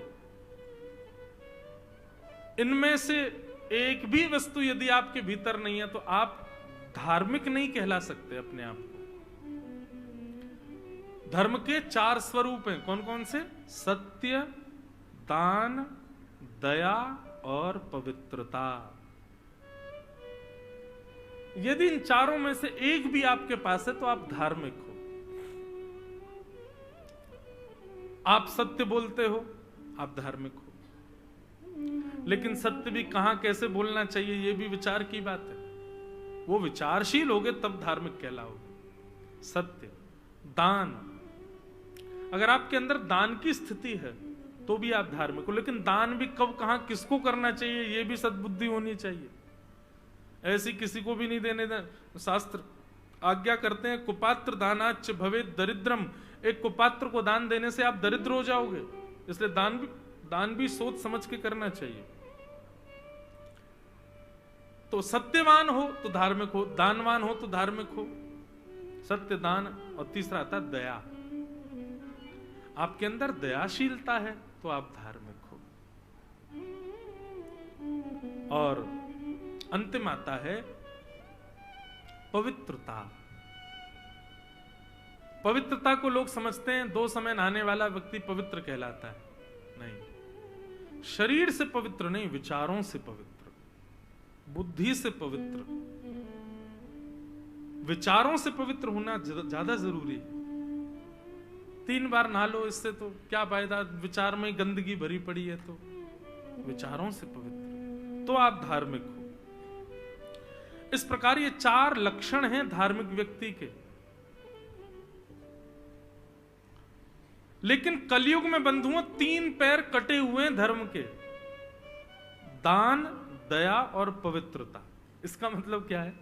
ये 3 जो हम करते हैं ना, दान, दया और पवित्रता, ये केवल खाना पूर्ति है। ये आप कलयुग में किसी के भीतर प्रत्यक्ष तो दिखेंगे ही नहीं। ये तीनों, दान, दया और पवित्रता। कलयुग में धर्म केवल एक पैर पर खड़ा है और वो है सत्य। क्यों? आप कहोगे महाराज जी बहुत झूठ बोलते हैं लोग, तो दुनिया में तो बहुत छल कपट आदि सब हो रहा है। लेकिन बंधुओं कितना भी छल हो रहा है, कितना भी झूठ हो रहा है, छल हो रहा है, झूठ हो रहा है, ये आपको कैसे पता? क्योंकि कभी ना कभी छल और कपट सत्य में परिवर्तित होता है। सत्य का एक स्वभाव होता है बंधुओं, उसको कितना भी छुपा लो, कितना भी दबा लो, कितना भी गाड़ दो जमीन के भीतर, एक दिन निकल आएगा, वो रुक नहीं सकता। सत्य का स्वभाव है, उसको जीवन पर्यंत व्यक्ति अपनी 80 वर्ष की आयु में किसी सत्य को छुपा ले और पूरा सोच ले मैं 80 वर्ष निकाल दूंगा, प्राण त्याग दूंगा, ये नहीं बताऊंगा, हो ही नहीं सकता। प्राण त्यागने से पहले कई बार क्या होता है, कई लोग जो बहुत रहस्यमय जीवन जी लेते हैं, जब उनका अंतिम समय पास आता है ना, तो उनकी मृत्यु चेतावनी देती है उनको, तुमने जितने रहस्य रखे सब बोल दो, तब तक नहीं तो मरोगे नहीं, तड़पते रहोगे। और उस व्यक्ति की ऐसी स्थिति होती है, वो बार बार अपने परिवार के लोगों को बुलाता है और अपने जीवन के सारे रहस्य बोल देता है। जब सबका उजागर कर देता है, सारे सत्य क्लैरिफाई हो जाते हैं, तब प्राण निकलते हैं उसके। सत्य नहीं त्याग सकता कोई, सत्य का ये स्वरूप है, आप कितना भी छुपा लो वो छुपेगा नहीं, एक दिन तो प्रकट होगा। इसलिए कलयुग में केवल धर्म सत्य के ऊपर टिका हुआ है। दान, दया और पवित्रता, ये तीनों तो केवल और केवल खाना पूर्ति है, कोई करता नहीं है इसको। वास्तविक रूप से तीन किसी से नहीं हो पाते। कैसा दान करते हैं हम लोग? दान तब तक नहीं करते जब तक फोटोग्राफर नहीं आ जाए। दान करते, भैया ले, दिख रहा है कि नहीं? दे रहा हूं मैं, हाँ दिख रहा है। ऐसा तो हमारा दान हो गया। और जो लोग गुप्त दान कराते हैं, कई लोग गुप्त दान भी करते हैं, हमारा नाम नहीं आना चाहिए। महाराज जी, आज जो गुप्त दान हुआ था ना, मैंने पहले ही कह दिया था मेरा नाम नहीं आना चाहिए। मैंने कहा तो भले आदमी, मुझे क्यों बता रहे हो कि तुमने ऐसा कहा था कि मेरा, मुझे तो पता चल गया तुमने ही दिया।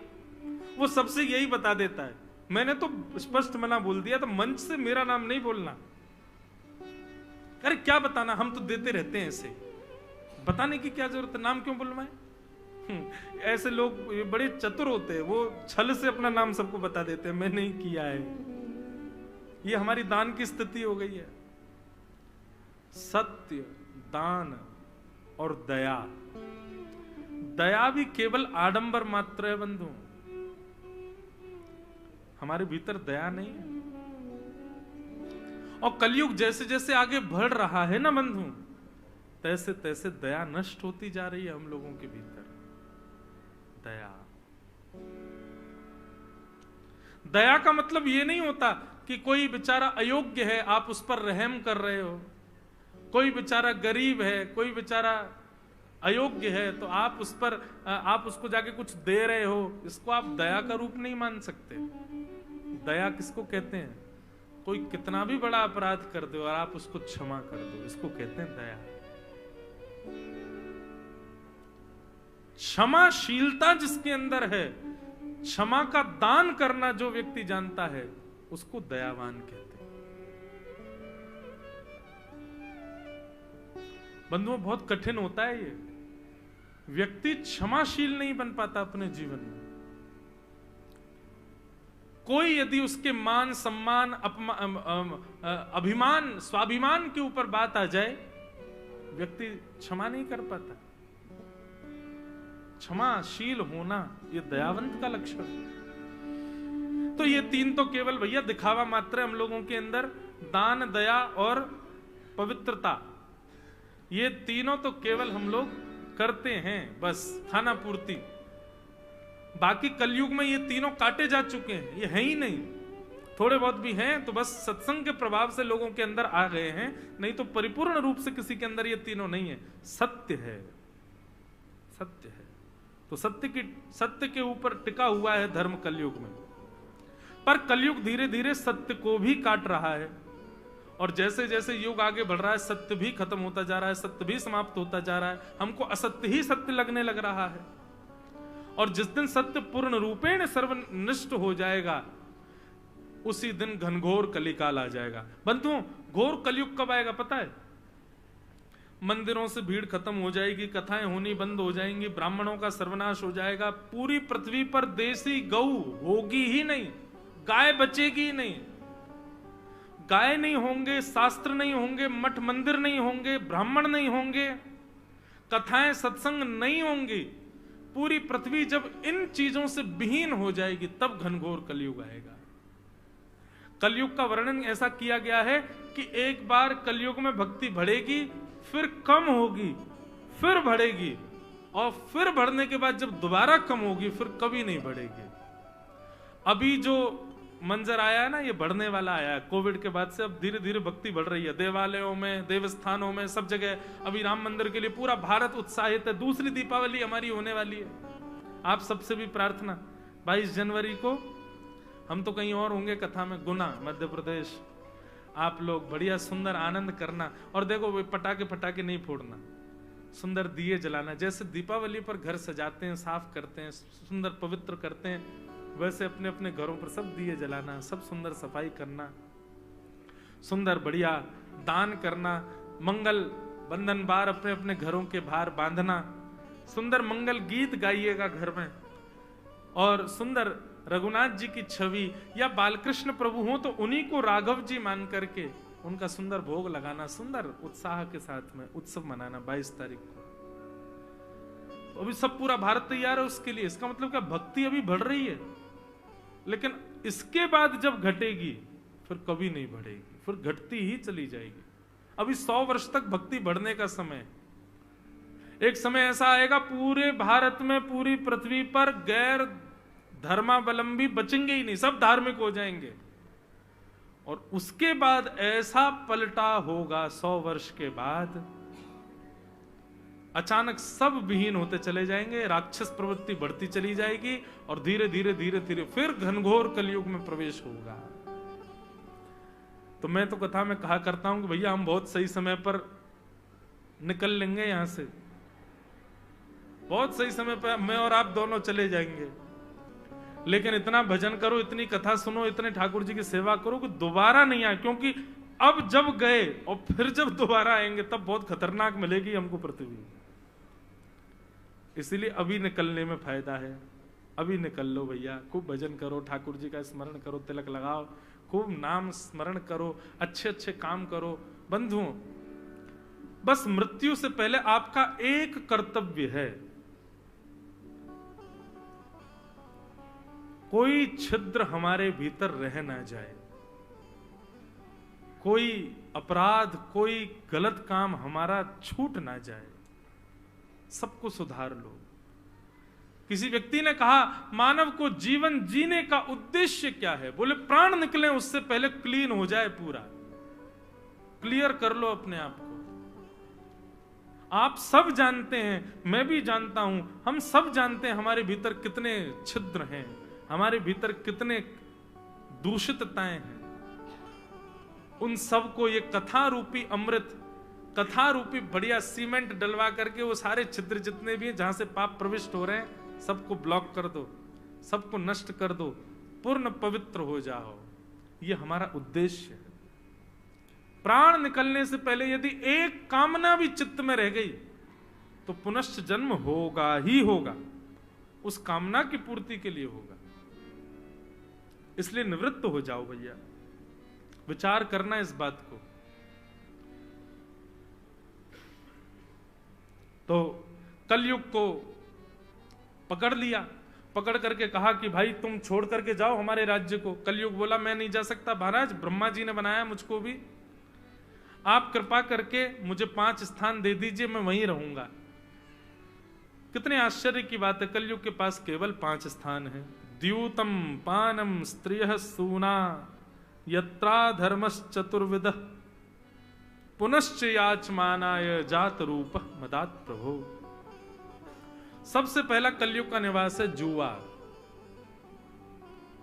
आप लोग सब लोग बहुत ध्यान से सुनिए, ये 5 स्थान, इनसे बचने का प्रयास कीजिए। सबसे पहला जुआ। जुआ का मतलब खेल में खेले जाने वाला जुआ नहीं है, वह भी है, उसके अलावा भी बहुत कुछ जुआ होता है। किसको कहते हैं जुआ? अपनी लक्ष्मी को, आप अपने धन को जहां कहीं भी दांव पर लगाते हो, वो सब जुआ कहलाता है।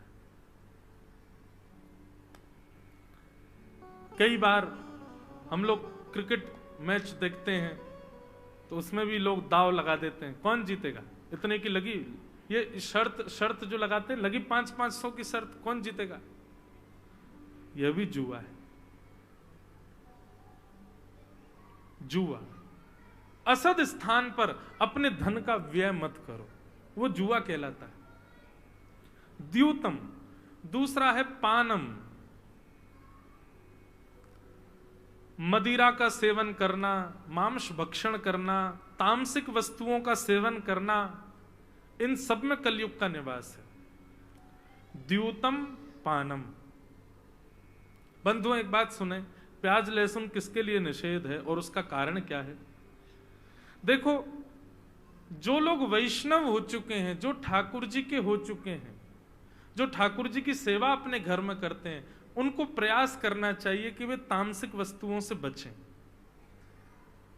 दुर्गंध युक्त वस्तु का भोजन घर में नहीं बनना चाहिए। आप लोगों से ज्यादा नहीं रुका जाता तो कम से कम इतना प्रयास कर लो, घर में मत बनाओ, घर में मत लाओ।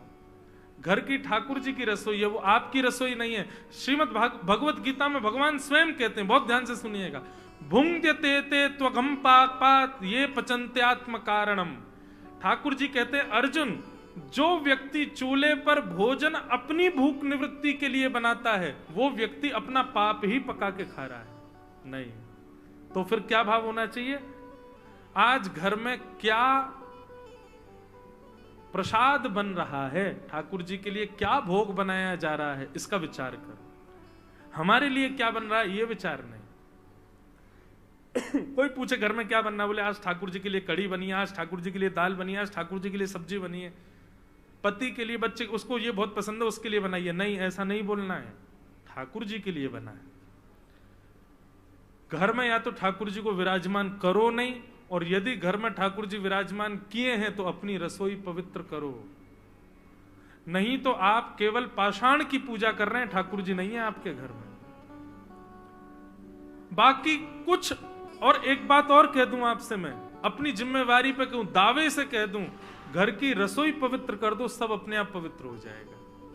और घर की रसोई यदि पवित्र नहीं है तो आप कितना भी पवित्र कर लो, घर पवित्र नहीं हो पाएगा। हमारे ब्रज के एक संत हैं, वो किसी के भी घर में भोजन करने जाते हैं ना, पता नहीं उनकी जीव में पता नहीं क्या ऐसा भाव है, वो कहते हैं पहले दही खिलाओ, अपने घर की निकाली हुई दही खवाओ। वो दही चख करके पता कर लेते हैं कि इसके घर में तामसी वस्तु तो नहीं आती। खट्टी है, अब खटास तो कई बार हमारे घर में भी होती है, लेकिन उनका पता नहीं एक अलग ही तरीका है। मैंने उनका अनुभव किया, वो जहां भी जाते हैं घरों में कहेंगे, अच्छा तुमने भोजन पादी में, सब बाद में, पहले अपने घर की थोड़ी दही चखाओ। वो दही चखते हैं, फिर बताते हैं पाऊंगा कि नहीं। यदि दही चख करके उनको कुछ भाव लगा तो पाते हैं, और निश्चित है आप जांच करवा लें, उस घर में कभी प्याज लहसुन आई ही नहीं होगी जिस घर की दही खा करके वो राजी हो जाए। अद्भुतता है। तो भैया, प्याज लहसुन खाने से पाप नहीं लगता। प्याज लहसुन खाने से आप घोर नरक में जाओगे, ऐसा नहीं है। ये स्वाद की वस्तु है। बाहर पालो, कभी कभी चलेगा, एक आध बार छुट्टी है, पर मेरी प्रार्थना तो केवल इतनी, अपने घर के भीतर मत लाओ, रसोई में मत बनाओ। यदि आप वैष्णव हो तो, वैष्णव नहीं हो तो फिर तो कोई बात ही नहीं। वैष्णव कौन? जिसके घर में ठाकुर जी वो वैष्णव है। या तो ठाकुर जी को कहीं और छोड़े आओ, या फिर बताओ यार, मैं कभी कभी कथा में कहता हूं, पत्नी ब्याह करके नए घर में आती है, अपने पति के लिए बदल जाती है। बच्चे, उनकी बहुत इच्छाएं होती हैं, लेकिन माता पिता के लिए अपनी इच्छाएं दबा लेते हैं, बदल जाते हैं, जैसा माता पिता चाहते हैं वैसे बन जाते हैं। पत्नी पति के लिए बदल जाती है, पति पत्नी के लिए बदल जाता है, बच्चे माता पिता के लिए बदल जाते हैं, माता पिता बच्चों के लिए सैक्रिफाइस करते हैं। लेकिन हम लोग अपनी जीव के स्वाद नहीं छोड़ सकते ठाकुर जी के लिए। हम ठाकुर जी के लिए इतने नहीं बदल सकते। तो आपका बाकी सारी क्रियाएं करना व्यर्थ मात्र है। इसलिए कभी जभी की छुट्टी है कोई बात नहीं, चीट डे तो सब जगह होता है। लेकिन भैया हमारी प्रार्थना है, घर में यदि ठाकुर जी की सेवा है, घर में मत लाओ, अपने रसोई में मत बनाओ, उससे ठाकुर जी को पीड़ा होती, ठाकुर जी को प्रिय नहीं है, इसलिए नहीं बनाओ। तो हम क्या निवेदन कर रहे थे? हाँ, पानम। तो पहला कलयुग का निवास है द्यूतम यानी कि जुआ, दूसरा कलयुग का निवास है पानम यानी कि भक्ष मांस भक्षण करना, मदिरा सेवन करना, तंबाकू खाना, सिगरेट पीना, बीड़ी पीना और ये सारे दूषित पदार्थों का सेवन करना, इन सब में कलयुग का निवास है। द्यूतम पानम। पानम का अर्थ कई लोगों ने कथा में लगाया, बोल महाराज जी पान के लिए मना कर, ठाकुर जी को तो भोग लगता पान का। पान के लिए मना नहीं है, तांबूल तो प्रिय है ठाकुर जी को, मुखवास तो अच्छा लगता है ठाकुर जी को। तंबाकू के लिए मना है, तंबाकू नहीं सेवन करना चाहिए, मदिरा नहीं पीनी चाहिए, मांस भक्षण नहीं करना चाहिए, और वैष्णवों को प्याज लहसुन नहीं खानी चाहिए। और इसके पीछे कारण क्या है? हमारे प्रियतम को जो प्रिय नहीं वो हमको प्रिय कैसे हो सकता है? हमें ठाकुर जी को प्रिय नहीं है तो हम क्यों खाएं? इस भाव से। बाकी कोई जघन्य पाप नहीं है बंधु। तो द्यूतम पानम तीसरा आया, पर स्त्री और पर पुरुष संग, इसमें कलयुग का निवास, इसमें कलयुग रहता है, इसलिए भैया इससे बचो। एक पत्नी व्रत धारण करो, एक पति व्रत धारण करो, उसके अतिरिक्त सबके प्रति प्रणम्य भाव से ही सबको देखो, नहीं तो कलयुग नेत्रों से प्रवेश करेगा भीतर। तो द्यूतम पानम स्त्रिय, और चौथा आया सूना। सूना कहते हैं कलेश को, सूना कहते हैं लड़ाई झगड़े को, सूना कहते हैं बेवजह के विवाद को। हमारी स्थिति क्या? उसने मुझसे गलत बोल दिया तो मुझे तब तक चैन नहीं पड़ेगा जब तक मैं उससे दुगना उसको ना बोल दूं। तूने ऐसा ऐसा बोला था ना, रुक जा बेटा, आएगा समय मेरा भी, मैं बोलूंगा। और फिर उसको बता बता तुमने भी तो ऐसा बोला था, ले मैं भी बोलूं? नहीं, मैंने अभी भी कहा ना, क्षमा दान। विवाद में वैष्णव कौन? जिसकी विवाद में कभी रुचि नहीं होती। कोई कितना भी लड़े झगड़े, वैष्णव मौन रहता है, चला जाएगा उठ के, विवाद नहीं करेगा, पलट प्रत्युत्तर नहीं देगा। लड़ो नहीं, झगड़ो नहीं, इसमें ज्यादा रुचि मत रखो। तो द्यूतम पानम स्त्री सूना, ये 4 स्थान हो गए। पंचम स्थान प्रदान किया कलयुग को अनीति से कमाया गया धन, बिना मेहनत के कमाया गया धन, उसमें कलयुग का निवास होता है। इसीलिए ब्राह्मणों को दक्षिणा दी जाती है, दक्षिणा उनकी मेहनत का फल है। बंधुओं, ब्राह्मण बहुत मेहनत करता है। कैसी मेहनत करता है? आपके घर में आएंगे, वेदी बनाएंगे, सब सजाएंगे, सारे ग्रह नक्षत्रों को विराजमान करेंगे, फिर मंत्रों का उच्चारण करके देवताओं को बुलाएंगे, सूर्य देव पधारो, नवग्रह पधारो, वरुण देवता पधारो, हनुमान जी पधारो, सब देवताओं को मंत्र बोल करके बुलाएंगे। सब काम ब्राह्मण करता है, मंत्र भी ब्राह्मण बोलता है, पाठ भी ब्राह्मण करता है, सारी व्यवस्था भी ब्राह्मण करता है। आपको केवल हाथ लगा लगा के वस्तु चढ़वा देता है। जब सब किया ब्राह्मण ने तो फल भी ब्राह्मण को ही मिलना चाहिए? नहीं, हम क्या करते हैं, यजमान लोग ब्राह्मण को उतनी दक्षिणा दे देते हैं, आपने जितना श्रम किया उसकी दक्षिणा आपके पास, और जो भी कुछ आपने किया पुण्य तो ब्राह्मण को ही मिला है, लेकिन दक्षिणा लेकर के पुण्य आपको दे देता, आशीर्वाद। इसलिए ब्राह्मण को दक्षिणा देनी चाहिए। पर फिर भी कई बार ब्राह्मणों को ऐसे ही किसी के घर में गए, पदनामनी दे दी, कुछ ऐसे तिलक करके दे दिया। उसके लिए ब्राह्मणों के लिए एक नियम बनाया गया। क्या? उनको नित्य संध्या करनी पड़ती है।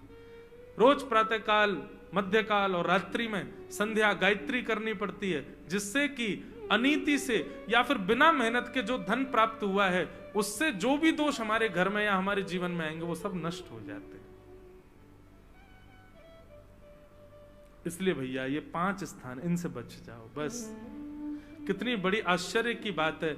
एक तो होता है कि कोविड पूरी दुनिया में फैल गया, अब तुम कैसे बचोगे, तुमको भी होना। लेकिन सोचो, कोविड 5 लोगों में ही फैला है और तुमको उन 5 से ही बचना है। ये तो बड़ा आसान है। लेकिन फिर भी 5 लोगों में कोविड फैलता फैलता पूरी दुनिया में फैल ही गया। ऐसी कलयुग है भैया। स्थान इसके 5 ही हैं, लेकिन इसने प्रभाव हम सब पर डाल रखा है। तो इसका मतलब क्या है? इन 5 से कहीं ना कहीं तो हम छुए हैं, इन 5 से कहीं ना कहीं तो हमारा स्पर्श हुआ है। ढूंढो, निकालो, इन 5 में से किसने आपके अंदर कलयुग को प्रविष्ट कराया है? द्यूतम पानम स्त्रिय सूना और जात रूप मदात प्रभो, अनीति का धन। इन 5 में से खोजिए किसने आपके ऊपर कलयुग का प्रभाव डाला है। उसी स्थान को बंद कर दीजिए और जीवन में संकल्प ले लीजिए, इन 5 स्थानों पर नहीं जाएंगे। कलयुग आपका कुछ नहीं बिगाड़ पाएगा। यही प्रोटेक्शन है भैया। और हरि नाम की वैक्सीनेशन लगवाते रहा करो, कथा रूपी वैक्सीनेशन करवाते रहा करो, तो धीरे धीरे क्या होगा, कलयुग का प्रभाव हो भी गया है तो वैक्सीनेशन से उसका प्रभाव धीरे धीरे कम होगा। निश्चित है। आज 3रा दिन है। 3 दिन में आप 3 दिन पहले जैसे थे वैसे अभी नहीं हो।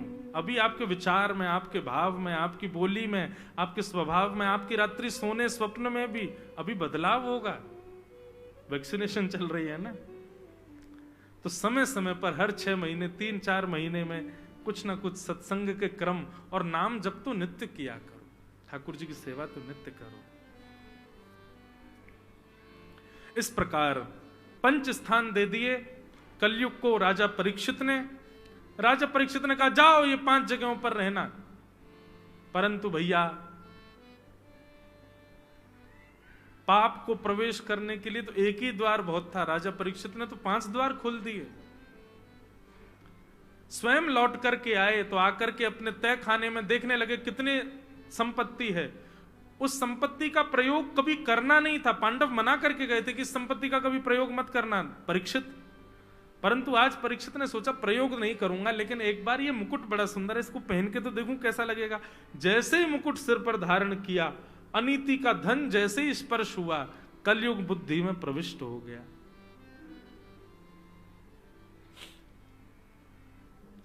और राजा परीक्षित, आज उनके मन में आया मैं इतना बड़ा राजा, एक छत्र सम्राट, मैंने आज तक शिकार नहीं किया किसी का, आज शिकार खेलने के लिए वन में जाऊंगा। सेनापति, महामंत्री आदि कहने लगे, बोले राजन आपके यहां हिंसा करना मना है, आप स्वयं हिंसा करने जा रहे हो। राजा परीक्षित बोले तुम मुझको सिखाओगे? मैं एक छत्र सम्राट, जो चाहूं कर सकता हूं। यही है कलयुग का प्रभाव। जहां समझाने वाले शत्रु लगने लग जाएं, जहां सही मार्ग दिखाने वालों की चर्चा बुरी लगने लग जाए। ज्यादा ज्ञान मत झाड़ो, ठीक है, हमें मत सिखाओ क्या करना है, इस प्रकार से कहकर के सबको शांत कर देना, समझ जाना ये कलयुग का प्रभाव है। माता पिता को मुंह पर जाकर के उन्हीं के प्रत्युत्तर दे देना, ये कलयुग का प्रभाव है। तिलकधारी, शिखाधारी, धोतीधारी या त्रिदंडधारी, त्रिशूलधारी या फिर जटाएधारी संत वैष्णवों को देख के मजाक उड़ाना, ये कलयुग का प्रभाव है। पर स्त्री पर पुरुषों के प्रति भावना उत्पन्न होना, ये कलयुग का प्रभाव है।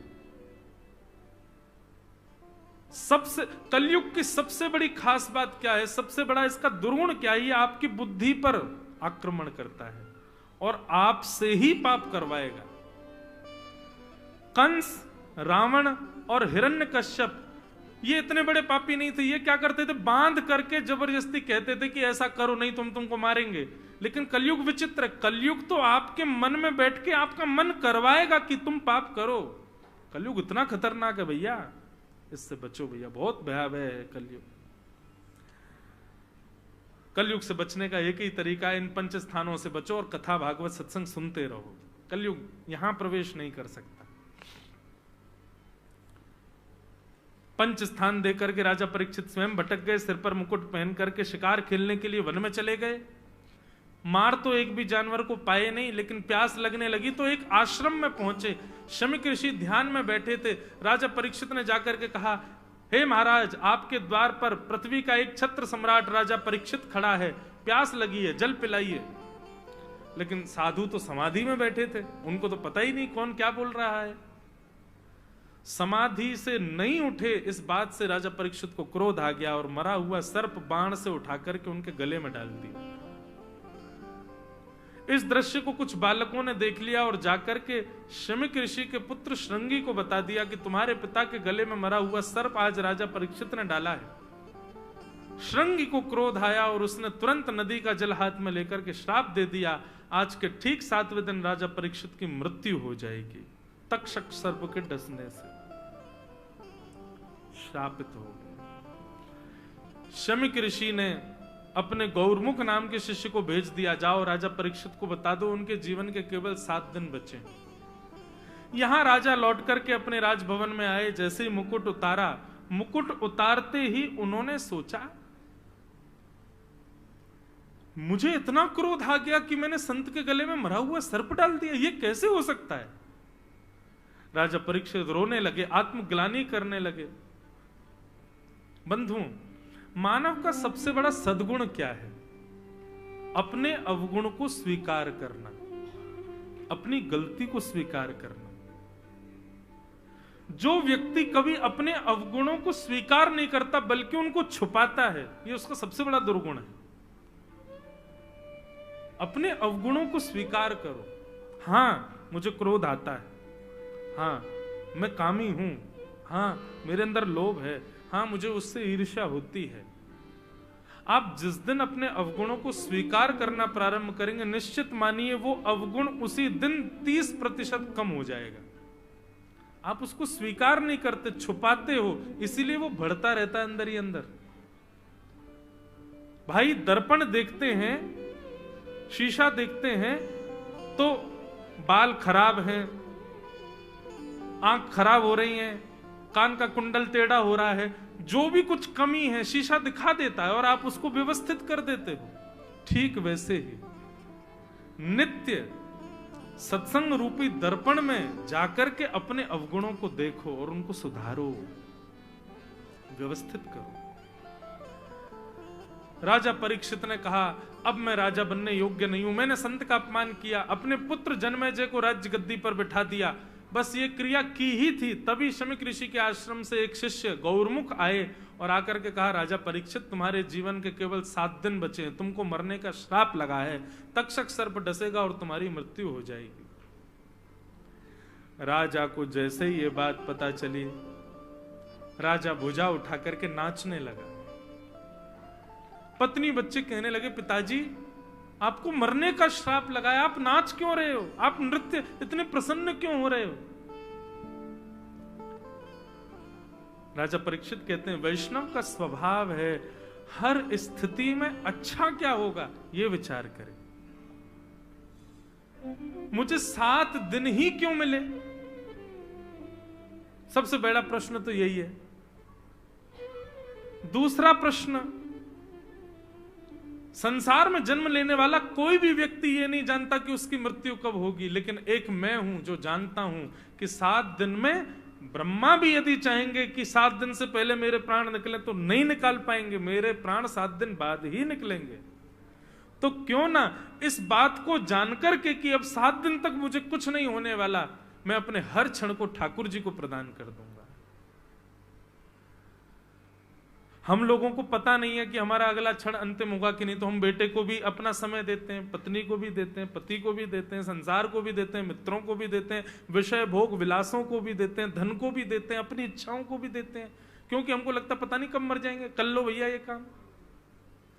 लेकिन राजा परीक्षित की सकारात्मक बुद्धि देखो, वे कहते हैं संसार में कब किसके प्राण निकल जाएं किसी को पता नहीं, पर मुझे 7 दिन से पहले कोई नहीं मार सकता। मुझे पता है कि 7 दिन बाद ही मेरे प्राण निकलेंगे, तो क्यों ना अब से अंतिम क्षण तक हर क्षण में ठाकुर जी को दे दूं। आज तक का अपना हर समय मैं पत्नी को दे चुका, बच्चों को दे चुका, पूरे विश्व को दिया, लेकिन अब से अंतिम क्षण तक मैं ठाकुर जी को प्रदान करूंगा, इसलिए मैं प्रसन्न हूं। और राजा परीक्षित वन में चले गए। वन में अनेक ऋषि आए, सबसे राजा ने कहा जल्दी मरने वाले की मुक्ति का उपाय बताओ। कोई भी नहीं बता पाया। तभी वहां सुखदेव जी का आगमन हुआ। बोलो सुखदेव जी महाराज की।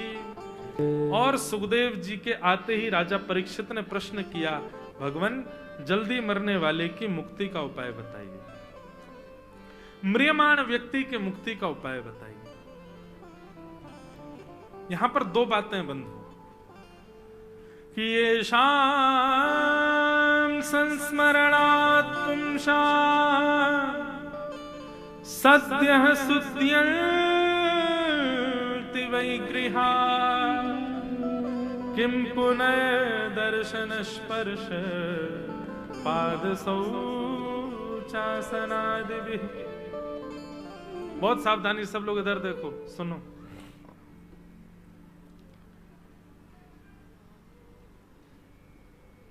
राजा परीक्षित गंगा के तट पर बैठे हैं। कहां बैठे हैं? और गंगा जी की महिमा बताते हुए शास्त्र कहते हैं कि गंगा जी जहां बहती हैं वहां से 100 किलोमीटर दूर के एरिया में भी यदि कोई अपने प्राण त्यागता है तो निश्चित है उसको मुक्ति मिलेगी। इतना गंगा जी का प्रभाव है। गंगा जी के घाट से यदि आपका घर 100 किलोमीटर की दूरी के भीतर आता है तो आप गंगा तट के निवासी ही माने जाओगे, क्योंकि 100 किलोमीटर किसी समय पर वहां तक भी गंगा जी बहती थी। तो आज के समय में गंगा तट से 100 किलोमीटर इधर उधर का एरिया जो है उसमें यदि कोई व्यक्ति प्राण त्याग दे तो निश्चित है उसको मुक्ति मिलेगी ही मिलेगी। परीक्षित जी तो गंगा जी के बिल्कुल बगल में ही बैठे हैं और जिन संतों का केवल घर बैठ के स्मरण करने से आप मुक्त हो जाओगे, यदि आप घर पर बैठ के गोस्वामी तुलसीदास जी, श्री हरिवंश महाप्रभु, स्वामी श्री हरदास जी, हरिराम व्यास जी, भाष्यकार रामानुज स्वामी जी महाराज, श्री रामानंदाचार्य जी महाराज, इन संतों का कुछ मत करो, घर बैठ के केवल नाम स्मरण कर लो और इसी मात्र से आपको मुक्ति मिल जाएगी।